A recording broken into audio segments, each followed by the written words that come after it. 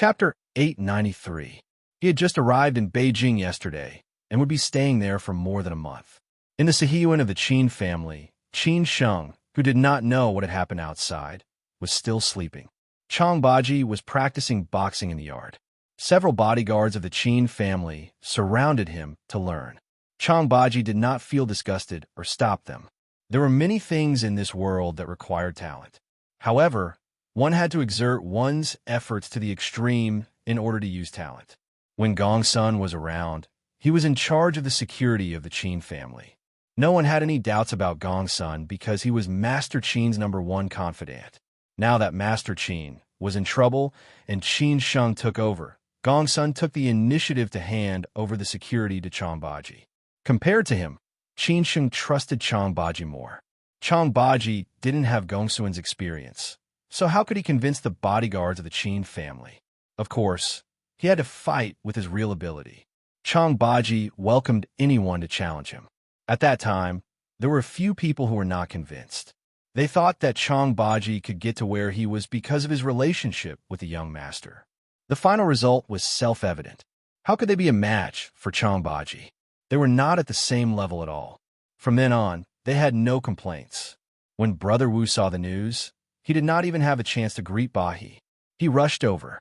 Chang Baji stopped him subconsciously. Since the betrayal in Hangzhou, Chang Baji did not dare to trust anyone. Even though he had known Brother Wu for so long, he still did not dare to trust him completely. "What's wrong?" Chang Baji frowned and asked. Brother Wu did not have time to explain clearly. He could only shout, "Something's wrong. Wake up, young master." Chang Baji was more or less confused. What had happened to make Brother Wu so flustered? Brother Wu was usually calm and experienced. However, before he could come back to his senses, Brother Wu had already rushed into the main hall and headed towards Qin Sheng's bedroom on the second floor. There were no more obstacles along the way. Chang Baji followed closely behind. At the door of Qin Sheng's bedroom, Brother Wu used all his strength to knock on the door and shouted, "Young master, wake up! Young master, wake up! Something's wrong. Something's wrong." Qin Sheng heard someone shouting in a daze. Usually, he would wake up at the slightest sound. But today, he did not know why he was so sleepy that he could not open his eyes. Who asked him to sleep so late last night? Even if he fell asleep, he kept dreaming. Maybe it was because he was in the Sihiyuan of the Qin family that he could sleep so peacefully. Young master, get up quickly. Something has happened." Brother Wu continued to shout. This made Brother Wu and Chang Baji, who were outside the door, even more anxious. Chang Baji had never seen Brother Wu lose his composure like this. He believed that something big must have happened.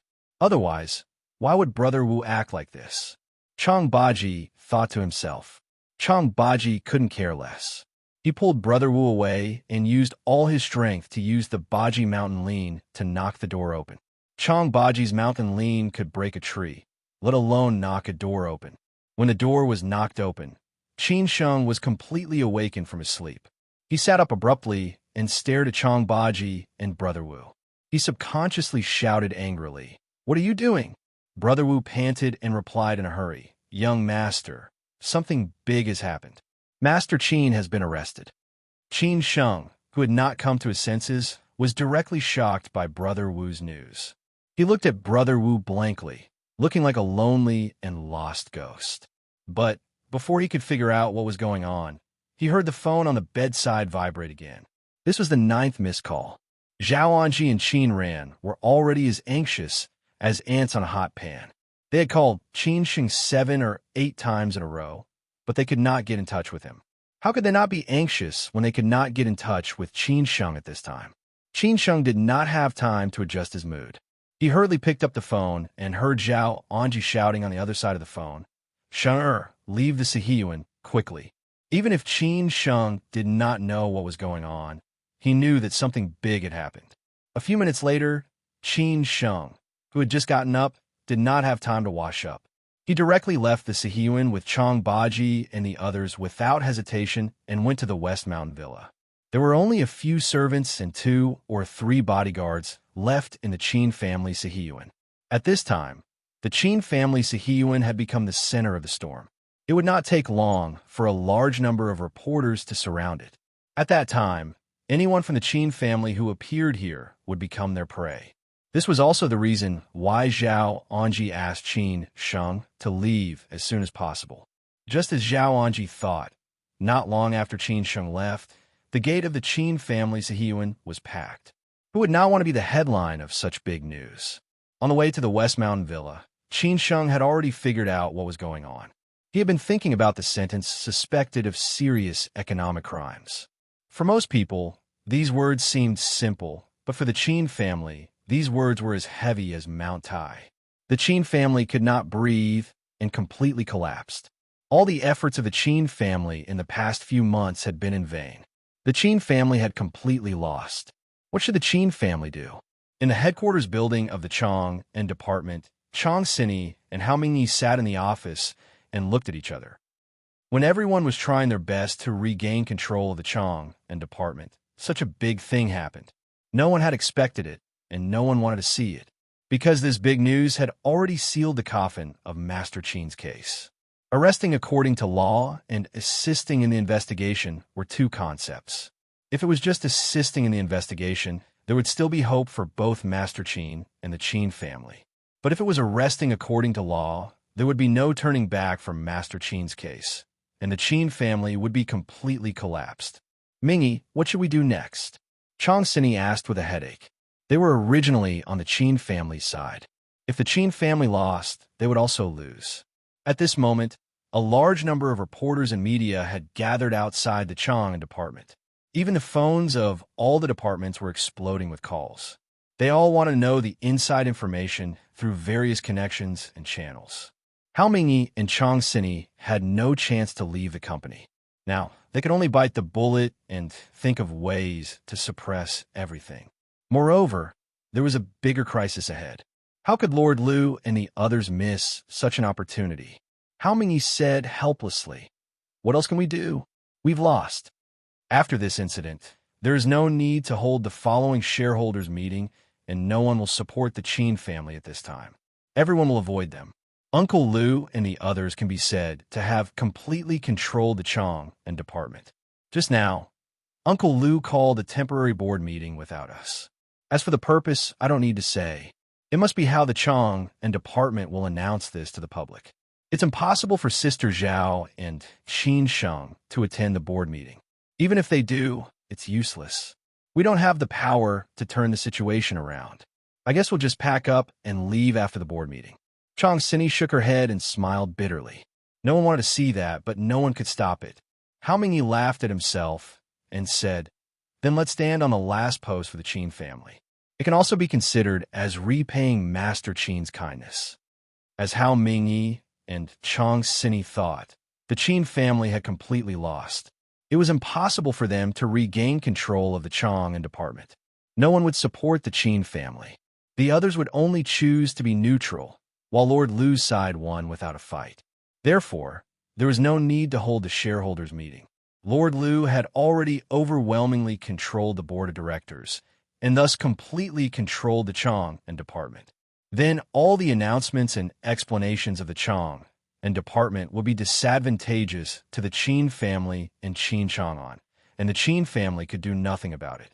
It was impossible for Zhao Anji and Qin Sheng to show up at this time. What they needed most now was to stay away from the limelight. It was necessary for Hao Mingyi and Zhao Anji to stay and tell the Qin family the first-hand news. As they said, after Lord Liu took control of the board of directors, the first thing he would do was to clean them up. From then on, the Chang and department had entered the era of Lord Liu. In the West Mountain Villa of the Qin family, when Qin Sheng arrived, Zhao Anji and Qin Ran were busy talking on the phone. From their expressions and tone, one could tell how much pressure they were under at this moment. The first thing Chang Baji did when he arrived was to tell everyone to stop anyone from approaching the West Mountain Villa of the Qin family. At the same time, he completely blocked the surrounding area within 1 kilometer to ensure the Qin family's basic safety and privacy.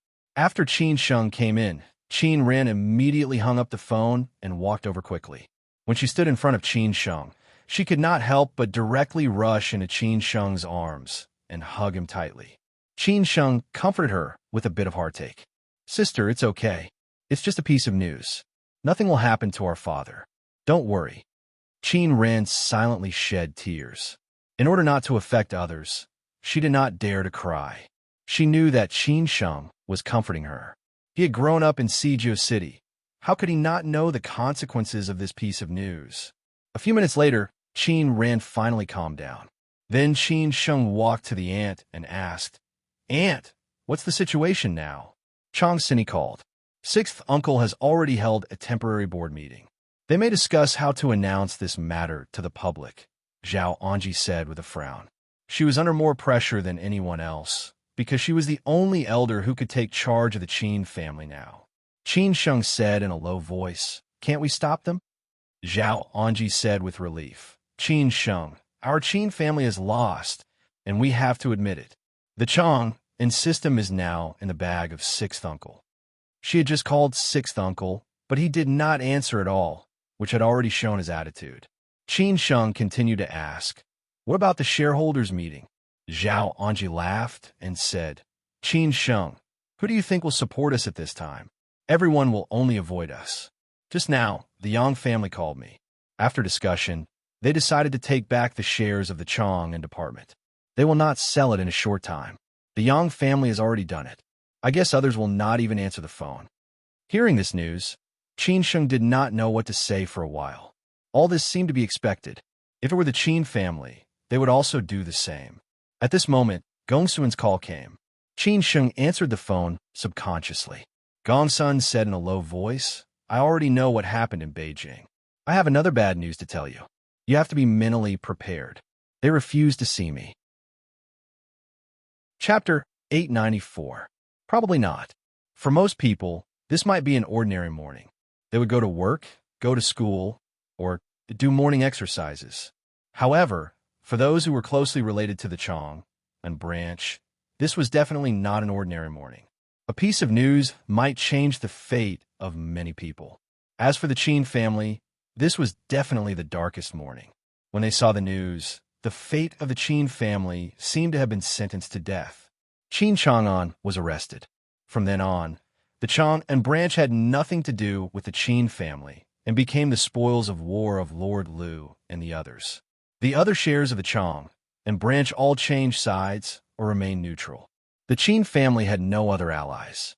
The two commanders of border provinces in the Qin family avoided meeting the Qin family, which was equivalent to betrayal. Bad news came one after another, directly smashing the Qin family.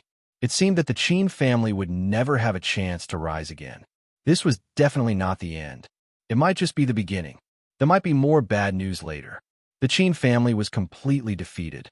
What should the Qin family do? In a West Mountain villa of the Qin family, Qin Sheng's heart was calm after hearing the news from Gongsun. Compared with other news, this news was not so destructive. He just said lightly, "Uncle Gongsun, I got it. You can come back now." Gongsun wanted to say something, but stopped on second thought.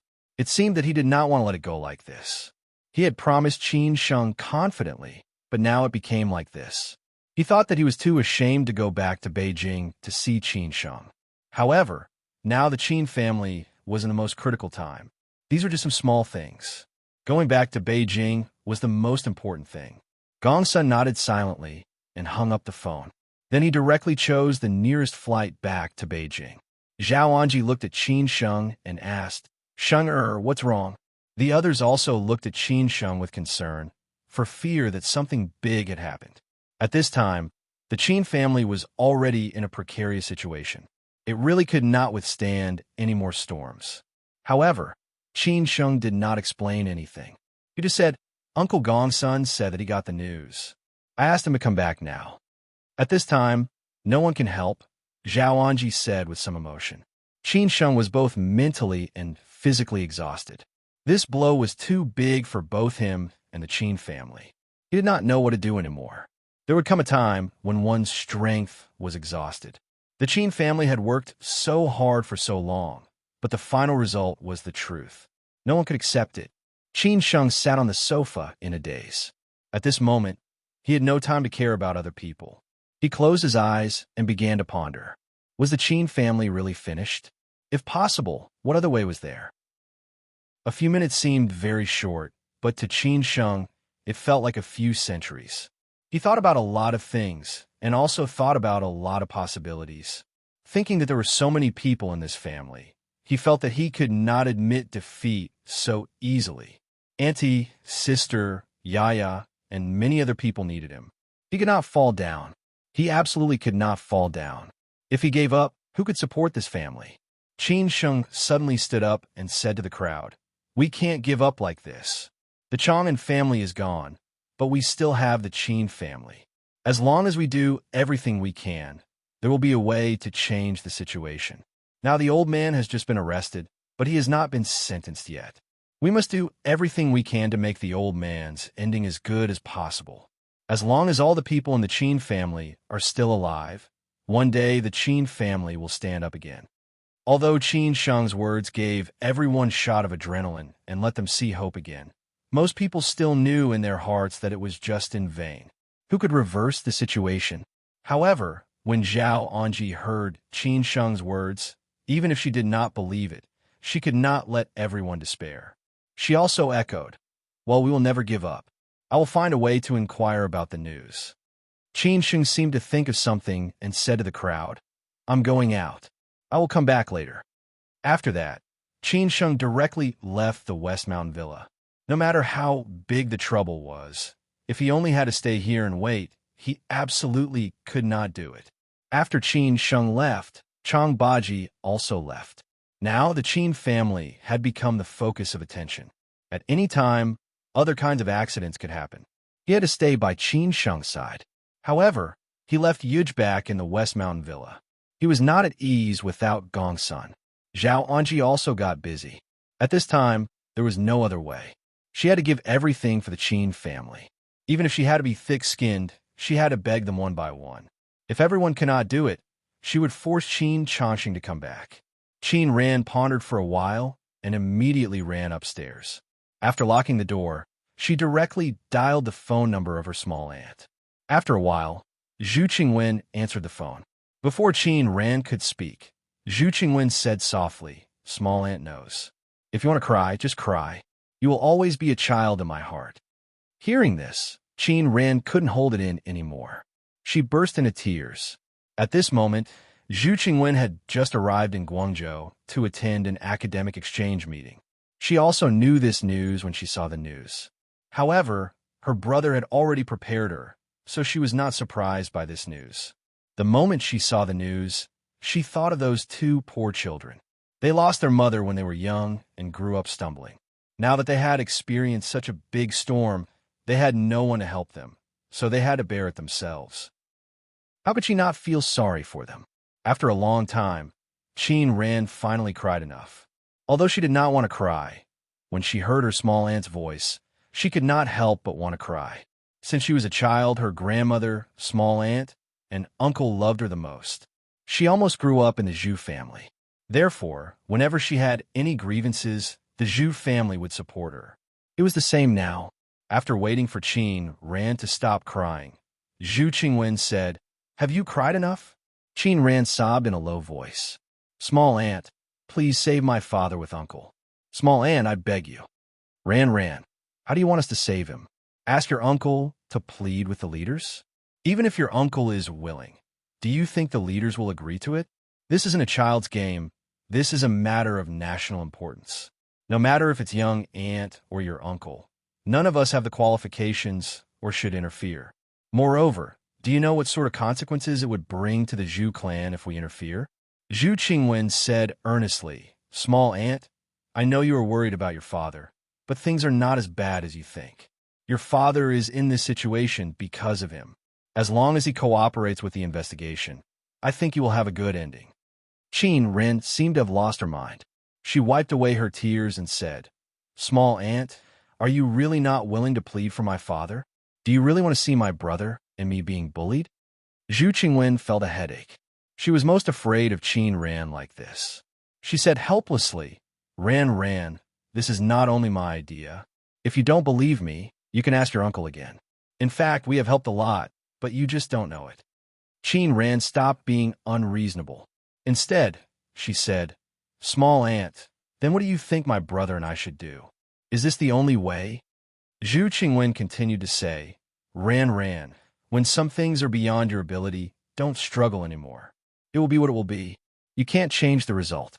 What you need to do is to think of a way out and stop your losses in time. You still have a future. She was naturally thinking about the siblings. Zhu Qingwen's point of view was naturally for the sake of the siblings. Qin Ran did not speak anymore. She was stunned for a few seconds and said, "Small aunt, I understand." Everyone knew about what had happened to the Qin family. At this moment, Master Lu's place was unusually lively. Zhe Yuan brought Su Xingwei over to congratulate Master Lu. Su Xingwei's father was on a business trip, so he did not come. However, he had already called Master Lu. Once this matter was exposed, the Qin family would be completely destroyed. As for the Li family, they had also spoken to Master Lu on the phone. However, in order to avoid arousing suspicion, they did not come over at this critical moment. Sixth uncle. No wonder people in Siju City say that sixth uncle is the real omnipotent. Today, I finally see it for myself. It turns out that you have long known about this. That's why you're not moved no matter how much trouble you ask for leave. Zhe Yuan directly flattered him. Sixth uncle drank his tea and smiled without saying a word. Who was he? He had experienced so much to get to where he was today. If he did not have this ability, he might have been played to death by others long ago. Su Xingwei also echoed, "Ha ha, Master Lu is really amazing. Even my father is convinced. I guess the Yang family must be regretting it now. Now, not to mention selling the shares to the Qin family. They can't even get in touch with the Qin family. Moreover, they have offended us. The Yang family has really made a wrong move. It's really a case of going for wool and coming home shorn." Sixth uncle said disapprovingly, "No matter how powerful the Yang family is, it is no longer the Yang family in the past. If the two elders were still here, now the Yang family would not be able to be provoked by anyone. There would be no successor." Sixth uncle is right, Zhe Yuan said with a smile. Su Xingwei went straight to the point and said, "Master Lu, what about the Chang in school now?" Zhe Yuan said happily, "What else can we do? The Chang in school is now in our pocket. Sixth uncle and I have already called for a temporary board meeting to discuss a series of things. The first thing is to push everything to Qin Chang'an. The Chang in school is the Chang in school, and Qin Chang'an is Qin Chang'an. Will the Qin family agree?"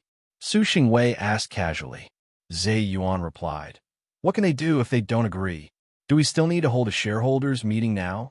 I guess all the shareholders will agree except for the Qin family. So there is no need to change the board of directors. We have completely controlled the board of directors. I guess the Qin family will not participate in the meeting. The rest will be easy." Su Xingwei always had a bad feeling. He frowned and said, "Master Lu, Uncle Zhe Yuan, do you think this matter will become more and more serious and eventually involve us?" Su Xingwei's words were considered as being prepared for danger in times of peace. Maybe he thought more than many people. His words made Master Lu and Zhe Yuan fall into deep thought. Maybe they had also thought about this problem and considered all kinds of possibilities, but they did not know the result. Master Lu said thoughtfully, "Probably not. Probably not, but not absolutely not." So there was still a possibility. Chapter 895. Man proposes, but God disposes. Not everyone could be as clever as Zhuge Liang. Sixth uncle was not an immortal. Otherwise, he would not be where he was today. Most of those followers in his eyes were now high-ranking officials. Every time sixth uncle thought of it, how could he not feel a little resentful? No one knew to what extent this storm would develop, and sixth uncle couldn't guarantee that they wouldn't be implicated. At least for the current situation, he felt that everything was still under control. Others couldn't be so sure because they weren't strong enough, but he was sixth uncle. According to the usual practice of this kind of storm, Qin Chang'an would be arrested and sentenced. As for the final result, sixth uncle did not need to worry about it. He had done what he should do. He could not really kill them all. After all, he had been with the Qin family for so many years, so he had to show some mercy. Therefore, sixth uncle did not intend to continue to pressure them. Next, the Chang'an organization would definitely have to scrape its bones and heal its wounds. Whether it was the official notification, supervision, etc., or the internal rectification and purge, it would take time to wear down. It could not be finished in a short time. Sixth uncle knew very well what to do. The Chang, an organization, must absolutely keep a low profile in a short time. It cannot be the focus of the public and the officials anymore. When everyone gradually forgot about this matter, he would quietly reform the Chang, an organization. After weighing the interests of all parties, the Chang organization would definitely be divided by all parties. At that time, everyone would take what they needed and make a fortune quietly. The Chang, an organization, would disappear completely. When the public came to their senses, maybe a new consortium similar to the Chang, an organization, would appear again. However, Sixth Uncle did not have such a big ambition. He only intended to leave it to his descendants. As for how they would operate it, it was up to them. Anyway, after Qin Chang'an was arrested, Sixth Uncle finally let out a long sigh of relief. The open and secret struggle with Qin Chang'an for 2 years finally ended, and he finally won.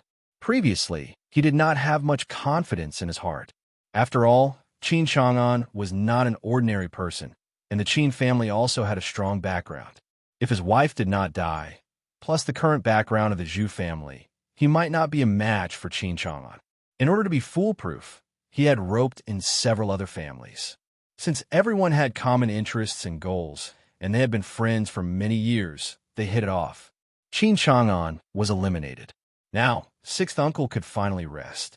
The next step was to reorganize the Chang in school and wait for a long time pass. Maybe it would take 1 or 2 years, or even 3 or 5 years. He could afford to wait. After Qin Sheng left the West Mountain Villa of the Qin family, he went straight to the Sihyuan of the Song family in the West District. When he met Old Master Song last time, he had given him a positive answer. Now that such an accident had happened, Qin Sheng was not confident. He had to meet Old Master Song again to ensure that the Qin family still had a chance to struggle. In fact, it did not matter much whether they met or not. Even if the matter was settled, could the Qin family only watch Qin Chang'an's tragic end helplessly? No matter what the result was, the Qin family would continue to struggle. At least, they would have a chance. When Qin Sheng arrived at the Sihyuan of the Song family, Song Ryu had been waiting for a long time. It seemed that she had known that Qin Sheng would come to the Song family, so she had been waiting here for a long time. The Song family did not stop Qin Sheng from entering. After entering, Qin Sheng was not surprised to see Song Ryu. After all, this was the Song family. It was not surprising to see Song Husheng. "Ryu, is Grandpa Song here?" Qin Sheng asked directly, without any concealment. Song Ryu still had an outstanding temperament. These days, she had been on vacation. She looked at Qin Sheng and replied, "Grandpa is not here. He is in the hospital." Qin Sheng was surprised to hear this news. At this time, no matter how anxious he was, he had to ask Old Master Song about his situation first. Otherwise, he would be too eager for quick success. "Why is Grandpa Song in the hospital?" Qin Sheng asked in a hurry. Song Ryu replied calmly, "Nothing serious. It's just some old problems. He has to stay in a hospital for a period of time every year." Qin Sheng nodded silently and said, "That's good." Since Old Master Song was not here, Qin Sheng could not continue to ask about that matter. Originally, the Song family had a lot of opinions about him, especially Song Husheng. He really did not know how he had offended him. Thinking of what Song Husheng had said last time, Qin Sheng looked at Song Ryu cautiously. It seemed that he had better not let the Song family misunderstand him, so he was ready to leave.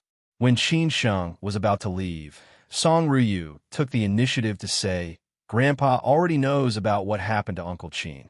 He also knew that you would definitely come, so he asked me to wait for you here." Qin Sheng was surprised and asked, "Grandpa asked you to wait for me?" Song Ryu took 2 steps forward and said, "Yes. Grandpa asked me to tell you that what happened might not be a bad thing. You don't have to be so anxious. Unless something unexpected happens, the worst result is unlikely to happen." Hearing this, Qin Sheng was lost in thought. Did Grandpa Song already know something? That was why he said those words to him last time. It seemed that he was a little anxious. Song Ryu continued, "Qin Sheng, What you need to worry about most now is what the Qin family will do. You have to control the general direction, otherwise others will not know how to help you. Song Ruyu's words surprised Qin Sheng again. He could not help but guess what she meant. He did not know whether it was Song Ruyu or Old Master Song who wanted to say it. Qin Sheng thought for a long time and did not say anything more. He just said, "Yes, I see." After talking about these serious matters, Song Ryu was not as serious as before. She said softly, "Are you under a lot of pressure?" "It would be too hypocritical to say that I am not. I am just an ordinary person," Qin Sheng said honestly. Since the Qin family had been in trouble, he had been under more and more pressure. He wanted to relieve all the pressure, but God did not give him a chance. On the contrary, he was under more pressure. Song Ryu did not know how to comfort Qin Sheng. After all, it had never happened to her. She had seen too many people of the same age who had been arrogant and domineering, but in the end, they were defeated by reality. Qin Sheng was much better than most of them. Some people stood too high and might not be able to recover after falling down. Song Ryu continued to ask, "How is your family?" Qin Sheng shook his head and smiled bitterly. "How can it be?" "Qin Sheng, even if you don't have a lot of things, you can still live a good life. Sometimes." Song Ryu wanted to tell him not to be so greedy and to be content with what he had. She wanted to stop the Qin family's losses in time. It might not be a good thing for the Qin family if they continued to waste time like this. However, Song Ryu didn't say in the end. Qin Sheng seemed to be able to guess what Song Ryu wanted to say.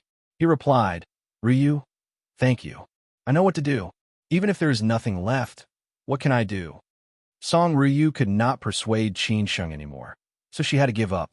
All the men in the Qin family were like this. They would rather die in glory than live in dishonor. Maybe they were right, but no matter what, they had to bear the result. Qin Sheng did not stay in the Song family for long. He had other things to do. At this time, the Qin family had become the focus of attention. It was not suitable for Qin Sheng to be too high profile, or he would only arouse the resentment of some people.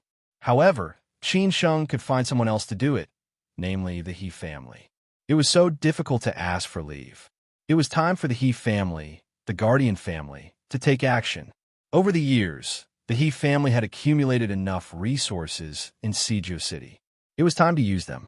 Although Qin Sheng was selfish, and this would completely expose the relationship between the He family and the Qin family, which would cause the He family to be involved in the Qin family's troubles, and the He family might pay a price. However, without the Qin family in the past, there would be no He family today. The He family also said that they were willing to fulfill their promise and would do their best. Qin Sheng could only do this. After leaving the Song family, Qin Sheng closed his eyes and rested in the car, thinking about what he should do next. He did not want to contact his uncle and small aunt, nor did he know that his sister had called her. He felt that it was not suitable for the Zhu family to show up at this time. Otherwise, the Qin family would suffer more miserably. Only when the heat subsided and the Zhu family was willing to help could it be effective. Lin Su, who was far away in Shanghai, also knew about this big event. Her future father-in-law staggered into prison, which shocked Lin Su very much. She thought that things would be eased, but she did not expect that it would end up like this. Lin Su could imagine how much pressure the Qin family and Qin Sheng were under. As Qin Sheng's official girlfriend, Lin Su subconsciously wanted to rush to Beijing to accompany Qin Sheng. However, after calming down, she found that she could not help Qin Sheng at all. Instead, she would drag Qin Sheng down. In the end, she could only give up. She just sent Qin Sheng a simple text message. "Honey, I will accompany you later and wait for you to come back." After reading the text message, Qin Sheng was quite touched. Of course, he knew that Lin Su did not want to disturb him, so he just replied, "Trust me, wait for me." Qin Sheng put away his phone. When he was about to think about how to talk to the He family, his phone suddenly rang. It was a strange number with no name. At this time, Qin Sheng did not want to be disturbed, so he wanted to hang up the phone subconsciously. However, after glancing at it for a while, Qin Sheng found that this number seemed to be somewhat familiar. After pondering for a few seconds, Qin Sheng suddenly realized that this number belonged to the third guardian family. Previously, he had called several times but could not get through. Qin Sheng had thought that the third guardian family was avoiding or had forgotten about him. Now that they suddenly called at this special time, it was very thought-provoking. After hesitating for a few seconds, Qin Sheng finally picked up the phone. In the foreign-style house where the old lady lived on Sinan Road, Shanghai. Today was the day when the old lady went to Ruijin Hospital for a routine checkup. Due to being hospitalized some time ago, the old lady's health had not been very good. Under the old lady's request, the hospital finally let the old lady leave the hospital. However, the old lady was required to have a checkup every week. Zhu Qingwen went to Guangzhou. Originally, she had arranged for her daughter to accompany the old lady for the checkup. However, the old lady refused in the end. The old lady said that she was very familiar with Ruijin Hospital. It was not far from here. Moreover, with so many medical staff accompanying her, there was nothing to worry about. When the old lady went downstairs, she heard the housekeeper whispering something. After seeing the old lady coming downstairs, they immediately separated. The old lady was a little curious. She asked the housekeeper for a few words, but the housekeeper did not say anything. The old lady did not think much and followed the housekeeper to the hospital. In Ruijin Hospital, for patients like the old lady, there were special areas and special passageways. Even the doctors and nurses were definitely the best in the whole Ruijin Hospital. No one dared to neglect them in this aspect. Not long after the old lady walked into the lounge, a piece of news on the TV on the wall attracted the old lady's attention. After watching the news, the old lady's face instantly turned pale. She finally knew that everyone had been lying to her.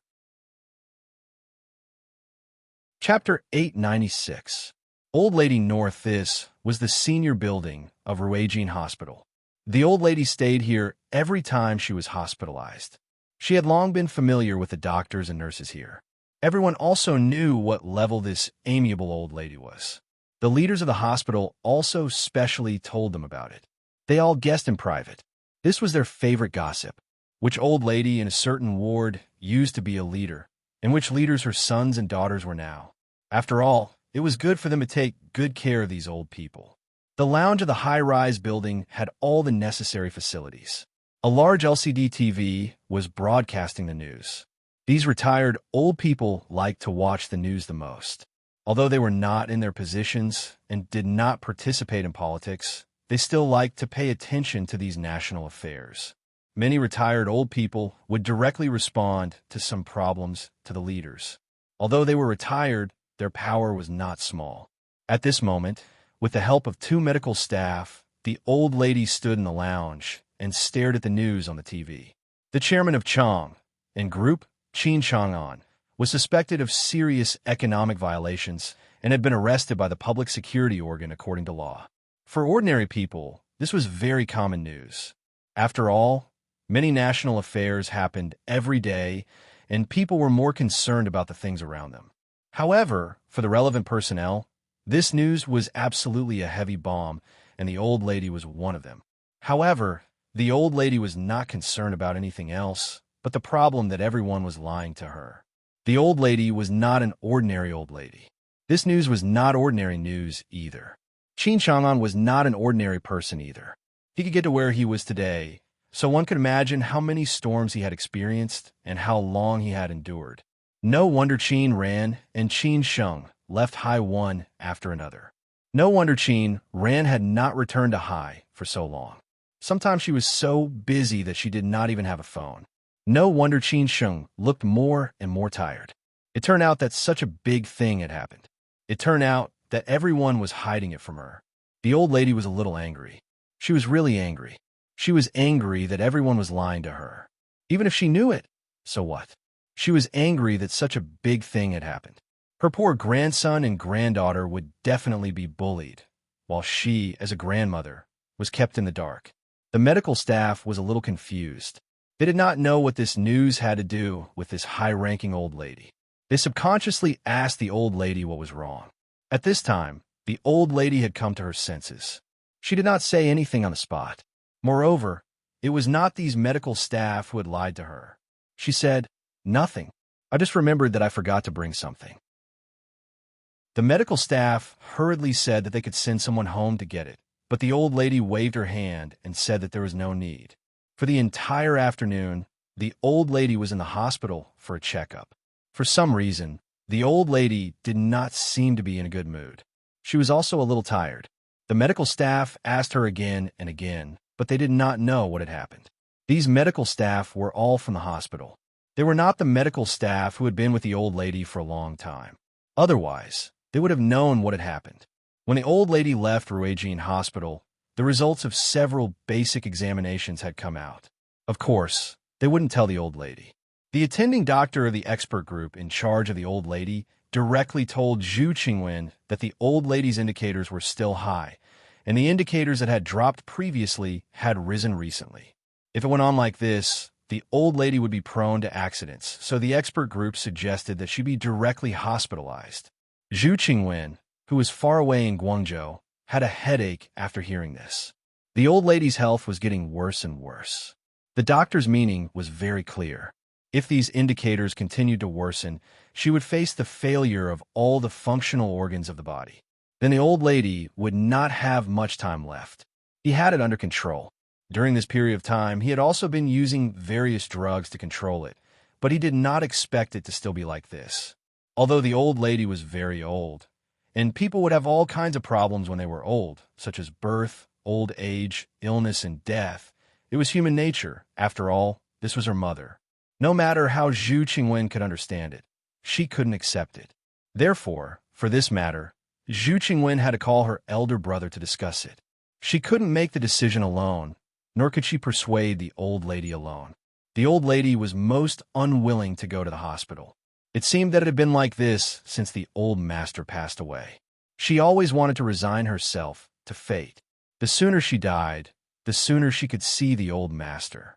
Every time, Zhu Qingwen called her elder brother's secretary first. After all, her elder brother was busy with official business. If he was not on a business trip, he was on the way to a business trip. Most of the time, he was accompanying the leaders. She knew this rule. After the secretary answered the phone, he directly gave the phone to Zhu Weiguo, which meant that Zhu Weiguo was not busy at this time. The brother and sister talked for a while about the old lady's health problems, and finally decided to be hospitalized for treatment. They couldn't continue to delay it like this, or it would be too late to treat the old lady. Zhu Qingwen said that after she went back from Guangzhou, she would persuade the old lady to be hospitalized. This time, the old lady had to be hospitalized no matter what. Otherwise, how could they rest assured? After the old lady returned to the old foreign-style house from Ruegian Hospital, she sat on the sofa in the living room and said nothing. The nanny and the medical staff did not know what was wrong with the old lady. Seeing the old lady's pale face, they did not dare to ask her. About a few minutes later, the old lady suddenly stood up and said to the nanny who had accompanied her for many years, "Xiao Song, help me pack up. Let's go back to Beijing." The old lady's words were like a bolt from the blue. Everyone present was stunned. For a moment, the whole living room was silent. No one knew what the old lady meant. The nanny thought she had heard it wrong and asked subconsciously, "You said go back to Beijing?" "Yes, pack up and go back to Beijing," the old lady repeated with a firm attitude. After confirming that what the old lady had said was correct, everyone was completely shocked. The old lady suddenly decided to go back to Beijing without any warning, which was out of their expectation. The old lady had not been back to Beijing for many years. Why did she suddenly decide to go back to Beijing? For all of them, it was a particularly shocking news. They could not make the decision on their own. They had to inform the other members of the Zhu family. Otherwise, if they made the decision on their own, they would get into a lot of trouble. The nanny hurriedly said that she needed to go to the bathroom. At the same time, she signaled the others to comfort the old lady with her eyes. She called the old lady's daughter and reported it to her. It was beyond her ability, and the old lady's daughter had to make the decision on her own. As for the final result, it had nothing to do with her. In Guangzhou, Zhu Qingwen was on her way to meet her friends. She was surprised to receive a call from the nanny of the old foreign-style house. Normally, the nanny would not call her if there was nothing serious. Most of the time, they contacted each other through WeChat. Moreover, She would go to the old foreign-style house almost every day or two. Sometimes she would stay in the old foreign-style house for several days in a week. After hearing what the nanny said, Zhu Qingwen was shocked for a long time. After she came to herself, she asked in a hurry, "What's going on? Why does the old lady suddenly want to go back to Beijing?" "Sister, I don't know. I just called you," the nanny replied in a trembling voice. She was afraid that the old lady's daughter, who looked amiable but was actually bad-tempered, would get angry and think that they had offended the old lady. Of course, Zhu Qingwen would not think so. There must be a reason for the old lady's sudden decision. How could it be for no reason? Thinking about it till now after hearing what had happened to the Qin family, Zhu Qingwen subconsciously thought that the old lady might have already known about it. That was why she decided to go back to Beijing. Zhu Qingwen did not dare to think more. If the old lady had known about it, did she decide to go back to Beijing to help the Qin family through the crisis? It was impossible. Since the old lady's sister had died unexpectedly, the old lady had almost never seen Qin Chang'an again. She hated the Qin family to the core. How could she help the Qin family in this special period? Was there any other reason? It was hard for Zhu Qingwen to figure it out. Moreover, it was a big matter. If the old lady really decided to go back to Beijing or really decided to help the Qin family, she would definitely not be able to persuade her according to her temper. He had to discuss it with his brother again. Only half an hour later, Zhu Weiguo received a call from his sister again. He was very surprised. After hearing what his sister said, Zhu Weiguo was also shocked. The old lady had long been used to staying in High City. She was not willing to go back to Beijing at all. Previously, when the old lady was in good health, he had called her a few times. However, the old lady was used to living in High City. She said that she was not used to going back to Beijing. Now that she suddenly wanted to go back to Beijing, how could he not be shocked? Moreover, the old lady's current physical condition, who would be at ease to let her go back to Beijing? First of all, she might not be able to withstand the torment. Secondly, she might not be able to adapt to going back to Beijing. Although the medical conditions in Beijing were no different from those in High City, there would definitely be other trivial matters in Beijing. How could she be as free as living in High City? After hearing what his sister said, Zhu Weiguo directly said, "I don't agree. I definitely don't agree." Zhu Qingwen said helplessly, "Brother, it's not a matter of whether we agree or not. You know our mother's temper. If she has made up her mind, no one can change her mind. So now I need to think about how to deal with this matter. Moreover, I suspect that our mother might go back to Beijing because of the Qin family. Otherwise, if the Qin family was in trouble this morning and our mother went back to Beijing in the afternoon, how could it be so coincidental? If Mom really wants to go back to Beijing for the Qin family's business, it won't be a good thing if our Zhu family is involved in this special period, let alone her health." Zhu Qingwen continued to say, it was definitely not a small matter that the old lady wanted to go back to Beijing, which might affect the fate of the whole Zhu family. No one dared to take it lightly in case of any accidents, especially the old lady's health condition. After Zhu Weiguo calmed down, he said, "I've also thought about it. It's highly possible. Do you think the two kids made the decision to call the old lady? If that's the case, I'm so disappointed." Zhu Qingwen hesitated for a while and said, "I don't think so. Qin Ran and Qin Shen wouldn't be so immature. Moreover, Qin Ran has already called me and talked with me. There's no need to call the old lady again. If you're still worried, I'll call them again later." Zhu Weiguo said anxiously, "It's not important now. The important thing is how to persuade our mother. We can't do it by force. Otherwise, if something happens to her, we will be unfilial children. So you call our mother first, and then go back to Beijing immediately. I have a meeting here. We'll contact each other after the meeting. If it doesn't work, I'll go to the sea." Zhu Qingwen naturally agreed with her brother's suggestion. After hanging up the phone, she was very worried about whether the medical staff and the nanny at home could stop the old lady. She called her husband in the sea in a hurry. After talking about this matter and the countermeasures with her brother, she asked her husband to go to the old foreign-style house as soon as possible if he was not busy. No matter what, the old lady should listen to him. Chapter 897. Chapter 897 Can't Figure It Out. Zhu Zhangshan was also shocked by the news. He didn't expect that the old lady would suddenly make such a decision. If what his wife Zhu Qingwen said was true, it would be really troublesome. Although he and his brother-in-law had reached a tacit understanding about the Qin family, the influence of the Zhu family was still on the rise. Zhu Weiguo wanted to be re-elected, and he could work for a few more years at his age. Zhu Zhangshan wanted to make a few more steps in his career, at least 2 more steps, which were absolutely the most important. If he was careless, he would lose everything. Therefore, Zhu Weiguo and Zhu Zhangshan made such a decision about the Qin family. The Zhu family had to choose to keep a low profile and go through the next few steps smoothly. They could never get involved in the affairs of the Qin family. Besides, they had no obligation to manage the affairs of the Qin family. Their only obligation was to take good care of the 2 children. After the Zhu family went through the next 2 steps, its influence would definitely reach its peak. At that time, the Zhu family would be more dazzling than it was today, and it could become a real rich and powerful family in Siju City. Now, the old lady's sudden decision broke all the tacit understanding. How could Zhu Zhangshan not be nervous? It was an urgent matter. After hanging up the phone, Zhu Zhangshan went straight to Sinan Road. Zhu Qingwen called the old lady at once. At least, she had to calm the old lady down until her husband arrived. In the old foreign-style house, the atmosphere was quite depressing. The old lady was in a rage because no one dared to pack up the old lady's things. The medical staff looked at each other and hurried to dissuade the old lady.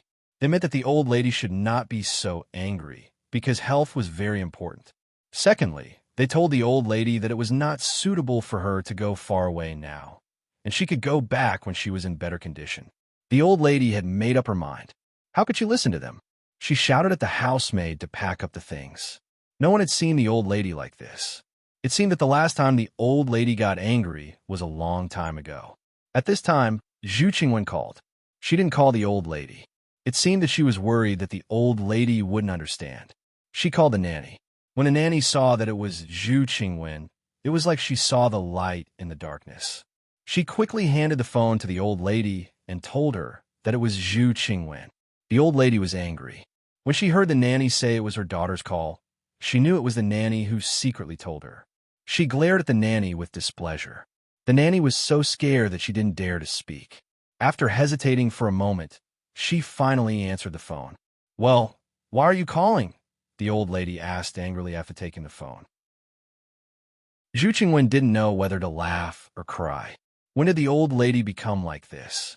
She said obediently, "Mom, I can't call you if I have nothing to do. I haven't seen you for 2 days. I miss you." Zhu Qingwen was always a child in front of the old lady. After all, she was her biological mother. Filial piety was the most important of all virtues. No matter what, no matter when, Zhu Qingwen would not make the old lady angry. She would obey the old lady in everything. After all, she was not young anymore. After all, the old lady was so old. "You miss me? Do you think I don't know why you're calling? Is it Xiaosong who told you? Are you going to persuade me not to go back to Beijing?" The old lady went straight to the point. Zhu Qingwen didn't respond directly. She just replied, "Mom, look at what you said. How can I not agree if you want to go back to Beijing? Beijing is also your home." "That's right. Didn't you just finish your checkup today? The hospital called me and suggested that you stay in the hospital for observation for a few days. When you get better, you can go back to Beijing. I'll go back with you then. I'll stay with you as long as you want." "Arya, you were born in my belly. How can I not know what you're up to? Are you trying to build a plank road for me in the dark? You want to persuade me not to go back to Beijing in this way? Do you think I'll believe you?" The old lady retorted confidently. When Zhu Qingwen heard the old lady call her Arya, she knew it was a bit difficult. The old lady only called her that when she was angry. However, Zhu Qingwen didn't give up. She continued, "Mom, why would I lie to you? It's true that you had a checkup today. If you don't believe me, you can call Director Wang now. Besides, why do you want to go back to Beijing? You haven't been back for so many years. It's so comfortable to stay in Shanghai. You said that Beijing is my home. Can I go back to have a look? Why do you care about this?" The old lady snorted coldly. Her attitude was still very firm. After all, the old lady still had the same attitude. Zhu Qingwen didn't know how to persuade her anymore. She had to tell the truth. Mom, are you going back for the Qin family this time? Hearing this, the old lady was even angrier. She said directly, Oh, you're finally willing to tell me the truth. Why don't you continue to lie to me? As expected, Zhu Qingwen replied helplessly, Mom, we're not lying to you. We're just worried about your health. We want to tell me later. It's such a big thing. Tell me later? I think you can't hide it anymore. That's why you said so. The old lady was a little agitated. Even her voice became louder. Zhu Qingwen was a little scared. She said in a hurry, Mom, don't be agitated. Don't be agitated. Let's talk about it slowly. The old lady didn't want to continue nagging. She replied, I don't want to say anything. I have to go back to Beijing today. You can talk about it when you are there. Zhu Qingwen knew that she really couldn't persuade the old lady anymore. If she did, she was afraid that the old lady couldn't bear it. She had to compromise. Mom, how about this? If you want to go back to Beijing, I won't stop you. But I have to go back with you. Otherwise, I'll be worried. I'll book a ticket to go back to Shanghai now. Wait for me. At this time, the old lady had hung up. Hearing that there was no sound from the other side, Zhu Qingwen continued to ask, Mom, are you listening to me? There is still no sound from the other side of the phone. Zhu Qingwen picked up the phone and found that the old lady had hung up. Zhu Qingwen instantly had a headache. It was not until Zhu Qingwen picked up the phone that she found that the old lady had hung up. Zhu Qingwen instantly had a headache. Zhu Zhangshun, who was already on the way, couldn't help but feel a little anxious when he heard the news. If the old lady's matter was not handled well, there would be a lot of trouble. He already knew the news about Qin Chang'an. If the Zhu family got involved at this time, it would cause a lot of people to be dissatisfied and offend a lot of people. The loss outweighed the gain. It was better to get involved before the matter broke out. Now, the matter was already out of Zhu Zhangshun's control. If the old lady insisted on going back to Beijing, none of them could stop her. If the old lady wanted to interfere in the Qin family's affairs, none of them could stop her. They could only take one step at a time. Beijing. Qin Sheng didn't know what had happened in Shanghai at all. A random decision by the old lady might change the direction of the whole thing. It was just that Qin Sheng didn't know it now.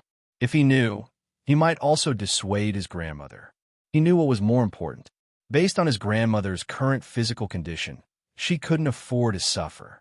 He didn't want his grandmother to have any accidents because of this matter. However, Qin Sheng still didn't know about this matter. He didn't have the time to care about other things now. He was more concerned about the call from the third guardian family.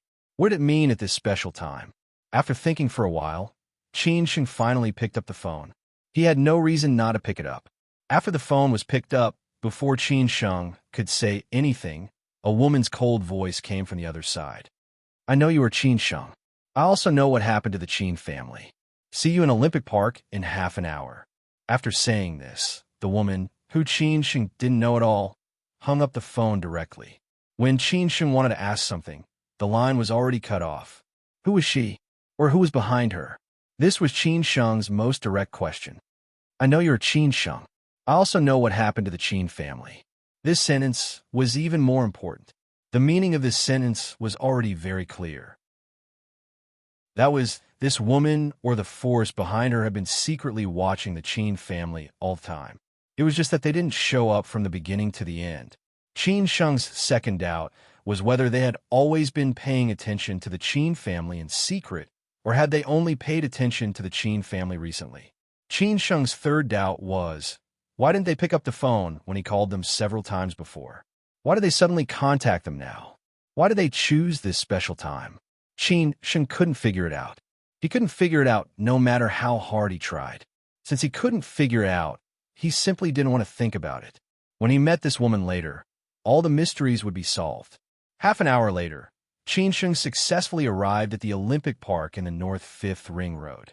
When he arrived at the Olympic Park and was about to call the woman to ask about the specific location, the woman's text message came again. The content of the message was very simple, which was the specific location of the meeting. This shocked Qin Sheng again. Could it be that all his whereabouts were under the surveillance of this woman?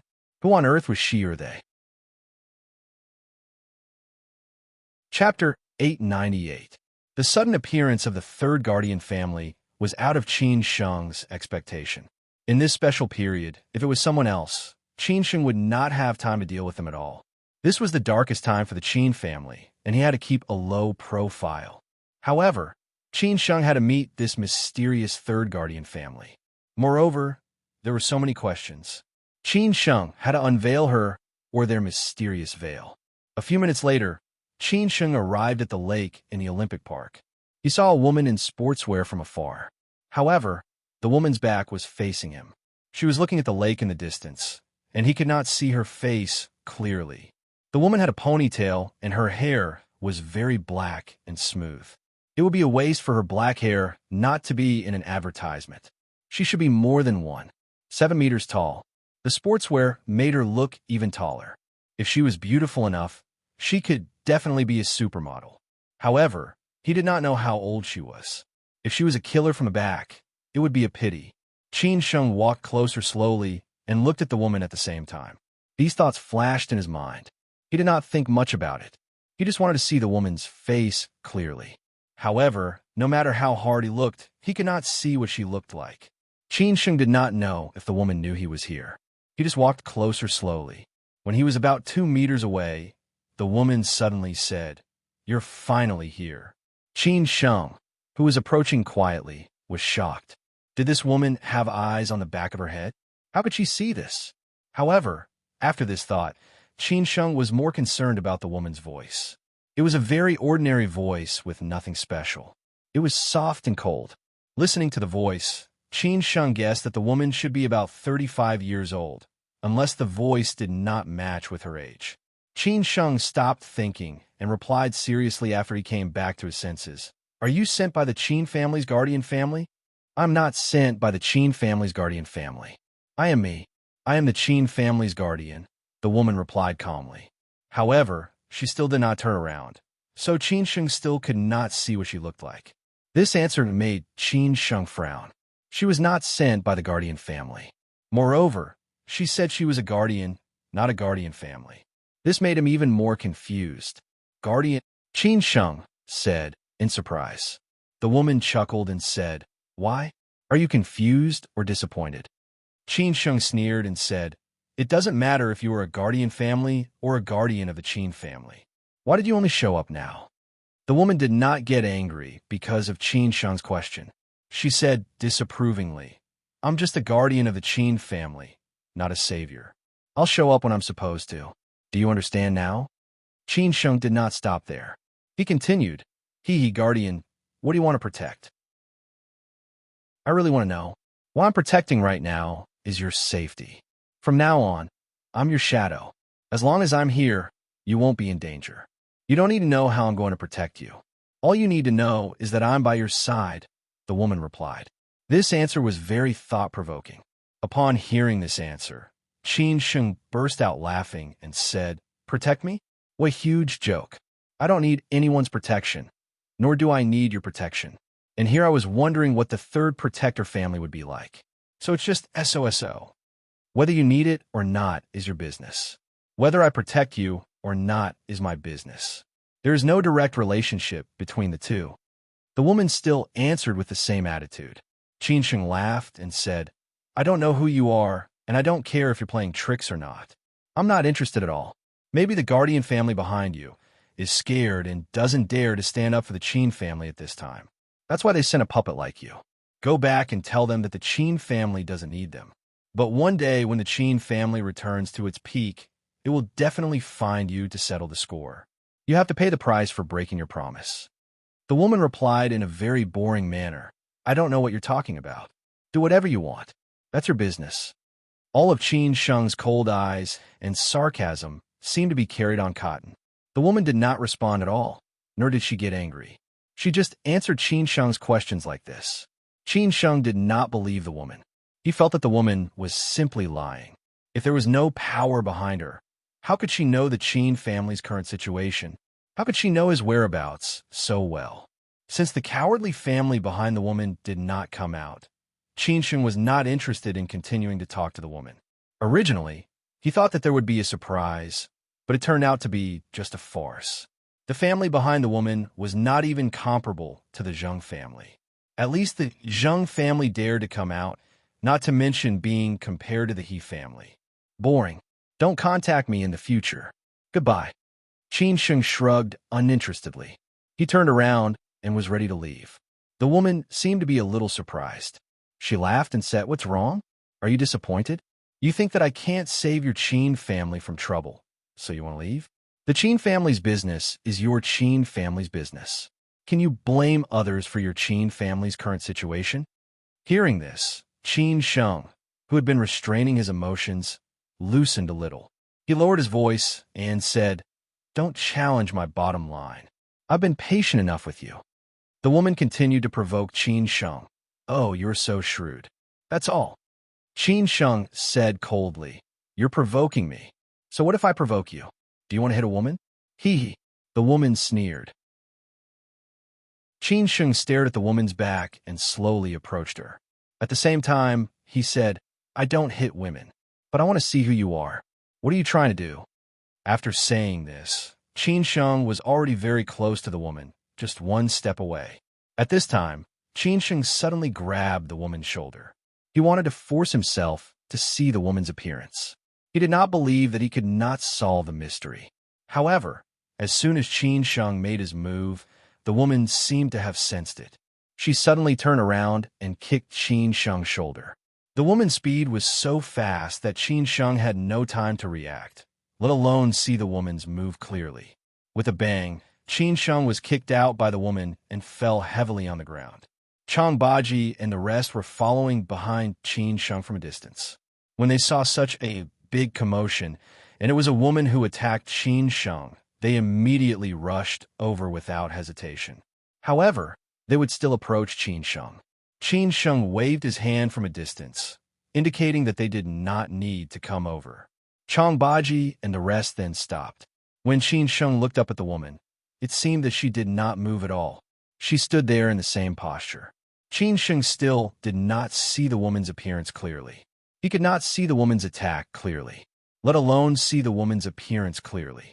He had an answer in his heart. The woman was very strong, really strong. Her strength seemed to be above Chang Baji's. Qin Sheng believed that even if Chang Baji attacked him just now, he would definitely be able to fight back. However, facing this woman, he had no chance of winning. It seemed that the strong would only bow to the strong. After this episode, Qin Sheng believed the woman's words a little more. The woman laughed and said, "This is your strength. Is this what you mean by saying that you don't need protection? I admit that you are very powerful. I'm not as good as you, but I still don't need your protection," Qin Sheng said firmly. The woman sneered and said, "The men of the Qin family have always been so conceited. No wonder their endings are so sad." Qin Sheng felt somewhat relieved as he said, "I don't have time to talk nonsense with you. Do what you want. Anyway, we will not meet again in the future. I don't need you." Maybe such a big thing happened today had disturbed his mind. That was why he was at a disadvantage in the confrontation with women. This time, Qin Sheng was really going to leave.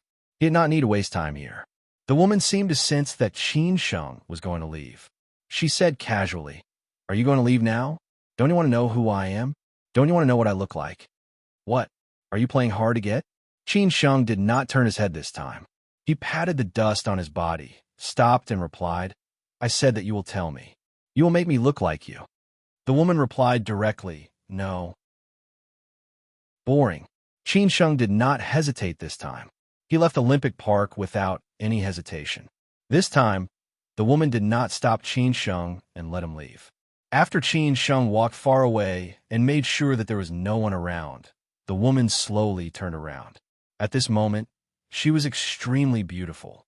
In the old foreign-style house of the Zhu family on Sinan Road in Shanghai, an Audi, which could travel freely in Shanghai, was parked in the yard of the old foreign-style house. There were 2 other cars parked on the street outside. The men sitting in the cars were not ordinary people. In Shanghai, who could be so ostentatious? Of course, it was Zhu Zhangshun, one of the leaders of the city. However, Zhu Zhangshun, who was powerful and dignified outside, did not show any temper in front of the old lady at this moment. He could only say nice words and smile. He tried his best to appease the old lady's anger. She did not go back to Beijing directly without giving face to anyone. It seemed that the old lady still listened to this son-in-law. After all, the more a mother-in-law looked at a son-in-law, the more she liked him. The old lady had never concealed her love for this son-in-law. Who would not like such a son-in-law? In the living room, the other people in the old foreign-style house all let out a long sigh of relief. If the old lady really had to go back to Shanghai today, none of them could stop her. If something happened at that time, none of them could bear the responsibility. Although the old lady had calmed down, she still looked very pale. She was not as excited as before. In this way, her body would not have any accidents. Now she just waited for Zhu Zhangxuan's answer. Why did the old lady calm down? That was because Zhu Zhangxuan had promised the old lady that he would tell her everything he knew. This compromise was risky. Zhu Zhangxuan could not lie to the old lady, and the old lady was not that easy to be deceived. But he knew what the old lady wanted to ask. If he told her everything, the old lady might be angrier. Now he was gambling. Chapter 899. Zhu Zhangxuan hadn't felt so uneasy for a long time. The old lady wanted to go back to Jing City, and her purpose was obvious. Once the Zhu family got involved in the Qin family, his career would be affected, which was what Zhu Zhangxuan didn't want to see. Only by climbing higher and higher could he realize his ambition, which was a man's real ambition. Zhu Zhangxuan had been walking on this road, and now he was going further and further. He didn't want to stop, but he had to face the reality. At this moment, only the old lady and Zhu Zhangxuan were left in the living room. The others had left. After all, what they talked about was the Zhu family's secret, and they couldn't let outsiders know. If it was spread, it would definitely affect the Zhu family. The old lady had calmed down and was not as excited as before. She squinted at Zhu Zhangxuan and said, "You know what happened to Qin Chang'an?" "Yes, we knew it from the beginning, but it has nothing to do with us," Zhu Zhangxuan said honestly. The old lady continued to ask, "Did he and Qin Ran talk to you?" "Yes, we made it clear from the beginning that the Zhu family couldn't interfere in this matter. It's the Qin family's business, and they should solve it. Most people know why Qin Chang'an could get to where he is today. Now that something happened, he should pay the price," Zhu Zhangxuan said calmly. The Qin family and the Zhu family had never contacted each other in these years, except for Qin Ran. Now that something happened to the Qin family, they couldn't let the Zhu family pay the price. The old lady was still calm. She asked in a low voice, how did they react? Although they were disappointed, they could understand. The Zhu family and the Qin family are not on the same path. The Zhu family can't be affected because of the Qin family, Zhu Zhangxuan explained. The old lady sneered, "How? Will it affect your career? Are you so selfish? Are you so heartless? They're still children. Can't you take care of them?" Zhu Zhangxuan was afraid that the old lady would say so. So he said, "Mom, do you think we are that kind of people? If what Qin Chang'an did was supported by our Zhu family, now that something bad has happened, our Zhu family will certainly not shirk the responsibility. However, how has Qin Chang'an interacted with us all these years? He and our Zhu family are not in the same circle. I have long known that something bad will happen to him sooner or later. Now that something bad has happened, we can't let our Zhu family clean up the mess, can we?" The old lady took a deep breath. She didn't have much interest in that disappointing son-in-law. The Zhu family didn't have much contact with him these years. Whatever he did had nothing to do with the Zhu family. Now that something had happened, the Zhu family naturally shouldn't be responsible. The old lady said casually, "I know that. I don't care about him. I'm just worried about my poor grandson and granddaughter." "Mom, don't worry. No matter what, Qin Ran and Qin Sheng are children of the Zhu family. Of course, we won't leave them alone." Zhu Zhangxuan tried to ease the atmosphere. Of course, he knew what the old lady was thinking. The old lady suddenly asked curiously, "Didn't Qin Chang'an look for you?" "No," Zhu Zhangxuan said quietly. Actually, he didn't look for Qin Chang'an from the beginning to the end. Although the Zhu family didn't have much contact with Qin Chang'an these years, and although Qin Chang'an was in trouble now, Zhu Zhangxuan still admired Qin Chang'an. Qin Chang'an was not an ordinary man. who could live like a fish in water in Sijio City. God knew how many senior officials and ministers were Qin Chang'an's distinguished guests. The old lady snorted coldly and said, "At least you have some backbone." Zhu Zhangshun didn't know whether to laugh or cry. The old lady had complained about Qin Chang'an for a long time, but in the past, she had liked this son-in-law very much. However, because of what happened later, no one wanted to see. The Zhu family resented the Qin family. The old lady had already known what she needed to know. There was one last thing she wanted to know. She stared at Zhu Zhangshun and said, "In this case, why did you hide it from me? Did you plan to lie to me together?" Zhu Zhangshun was not nervous. He had expected that the old lady would think in this way. He said in a low voice, "Mom, we didn't hide it from you. We were just afraid that you would be emotional if you knew it. Everyone knows your current physical condition, so we kept this tacit understanding." The old lady didn't want to continue asking about this. What did she do by asking so much? It must be her baby daughter's idea. They were all her children, and they did it for her own good. She couldn't beat or scold them. Moreover, she was not an unreasonable old fool. She knew very well what they were thinking and worrying about. Wasn't it for the good of the Zhu family? The old lady waved her hand disinterestedly and said, "Okay, I know what I need to know. There's nothing else. Go back quickly. Don't delay the business." "Mom, are you going back to Beijing?" Zhu Zhangshun was very concerned. The old lady replied calmly, "Yes, I'm going back to Beijing. It has nothing to do with this. I just want to go back to see my old friends and go back to see my baby granddaughter and grandson. They don't have time to see me, but I have time to see them. Moreover, I haven't been back for so many years. You won't stop me, will you?" Zhu Zhangshun felt a little helpless. It turned out that after talking for so long, the old lady still didn't give up the idea of going back.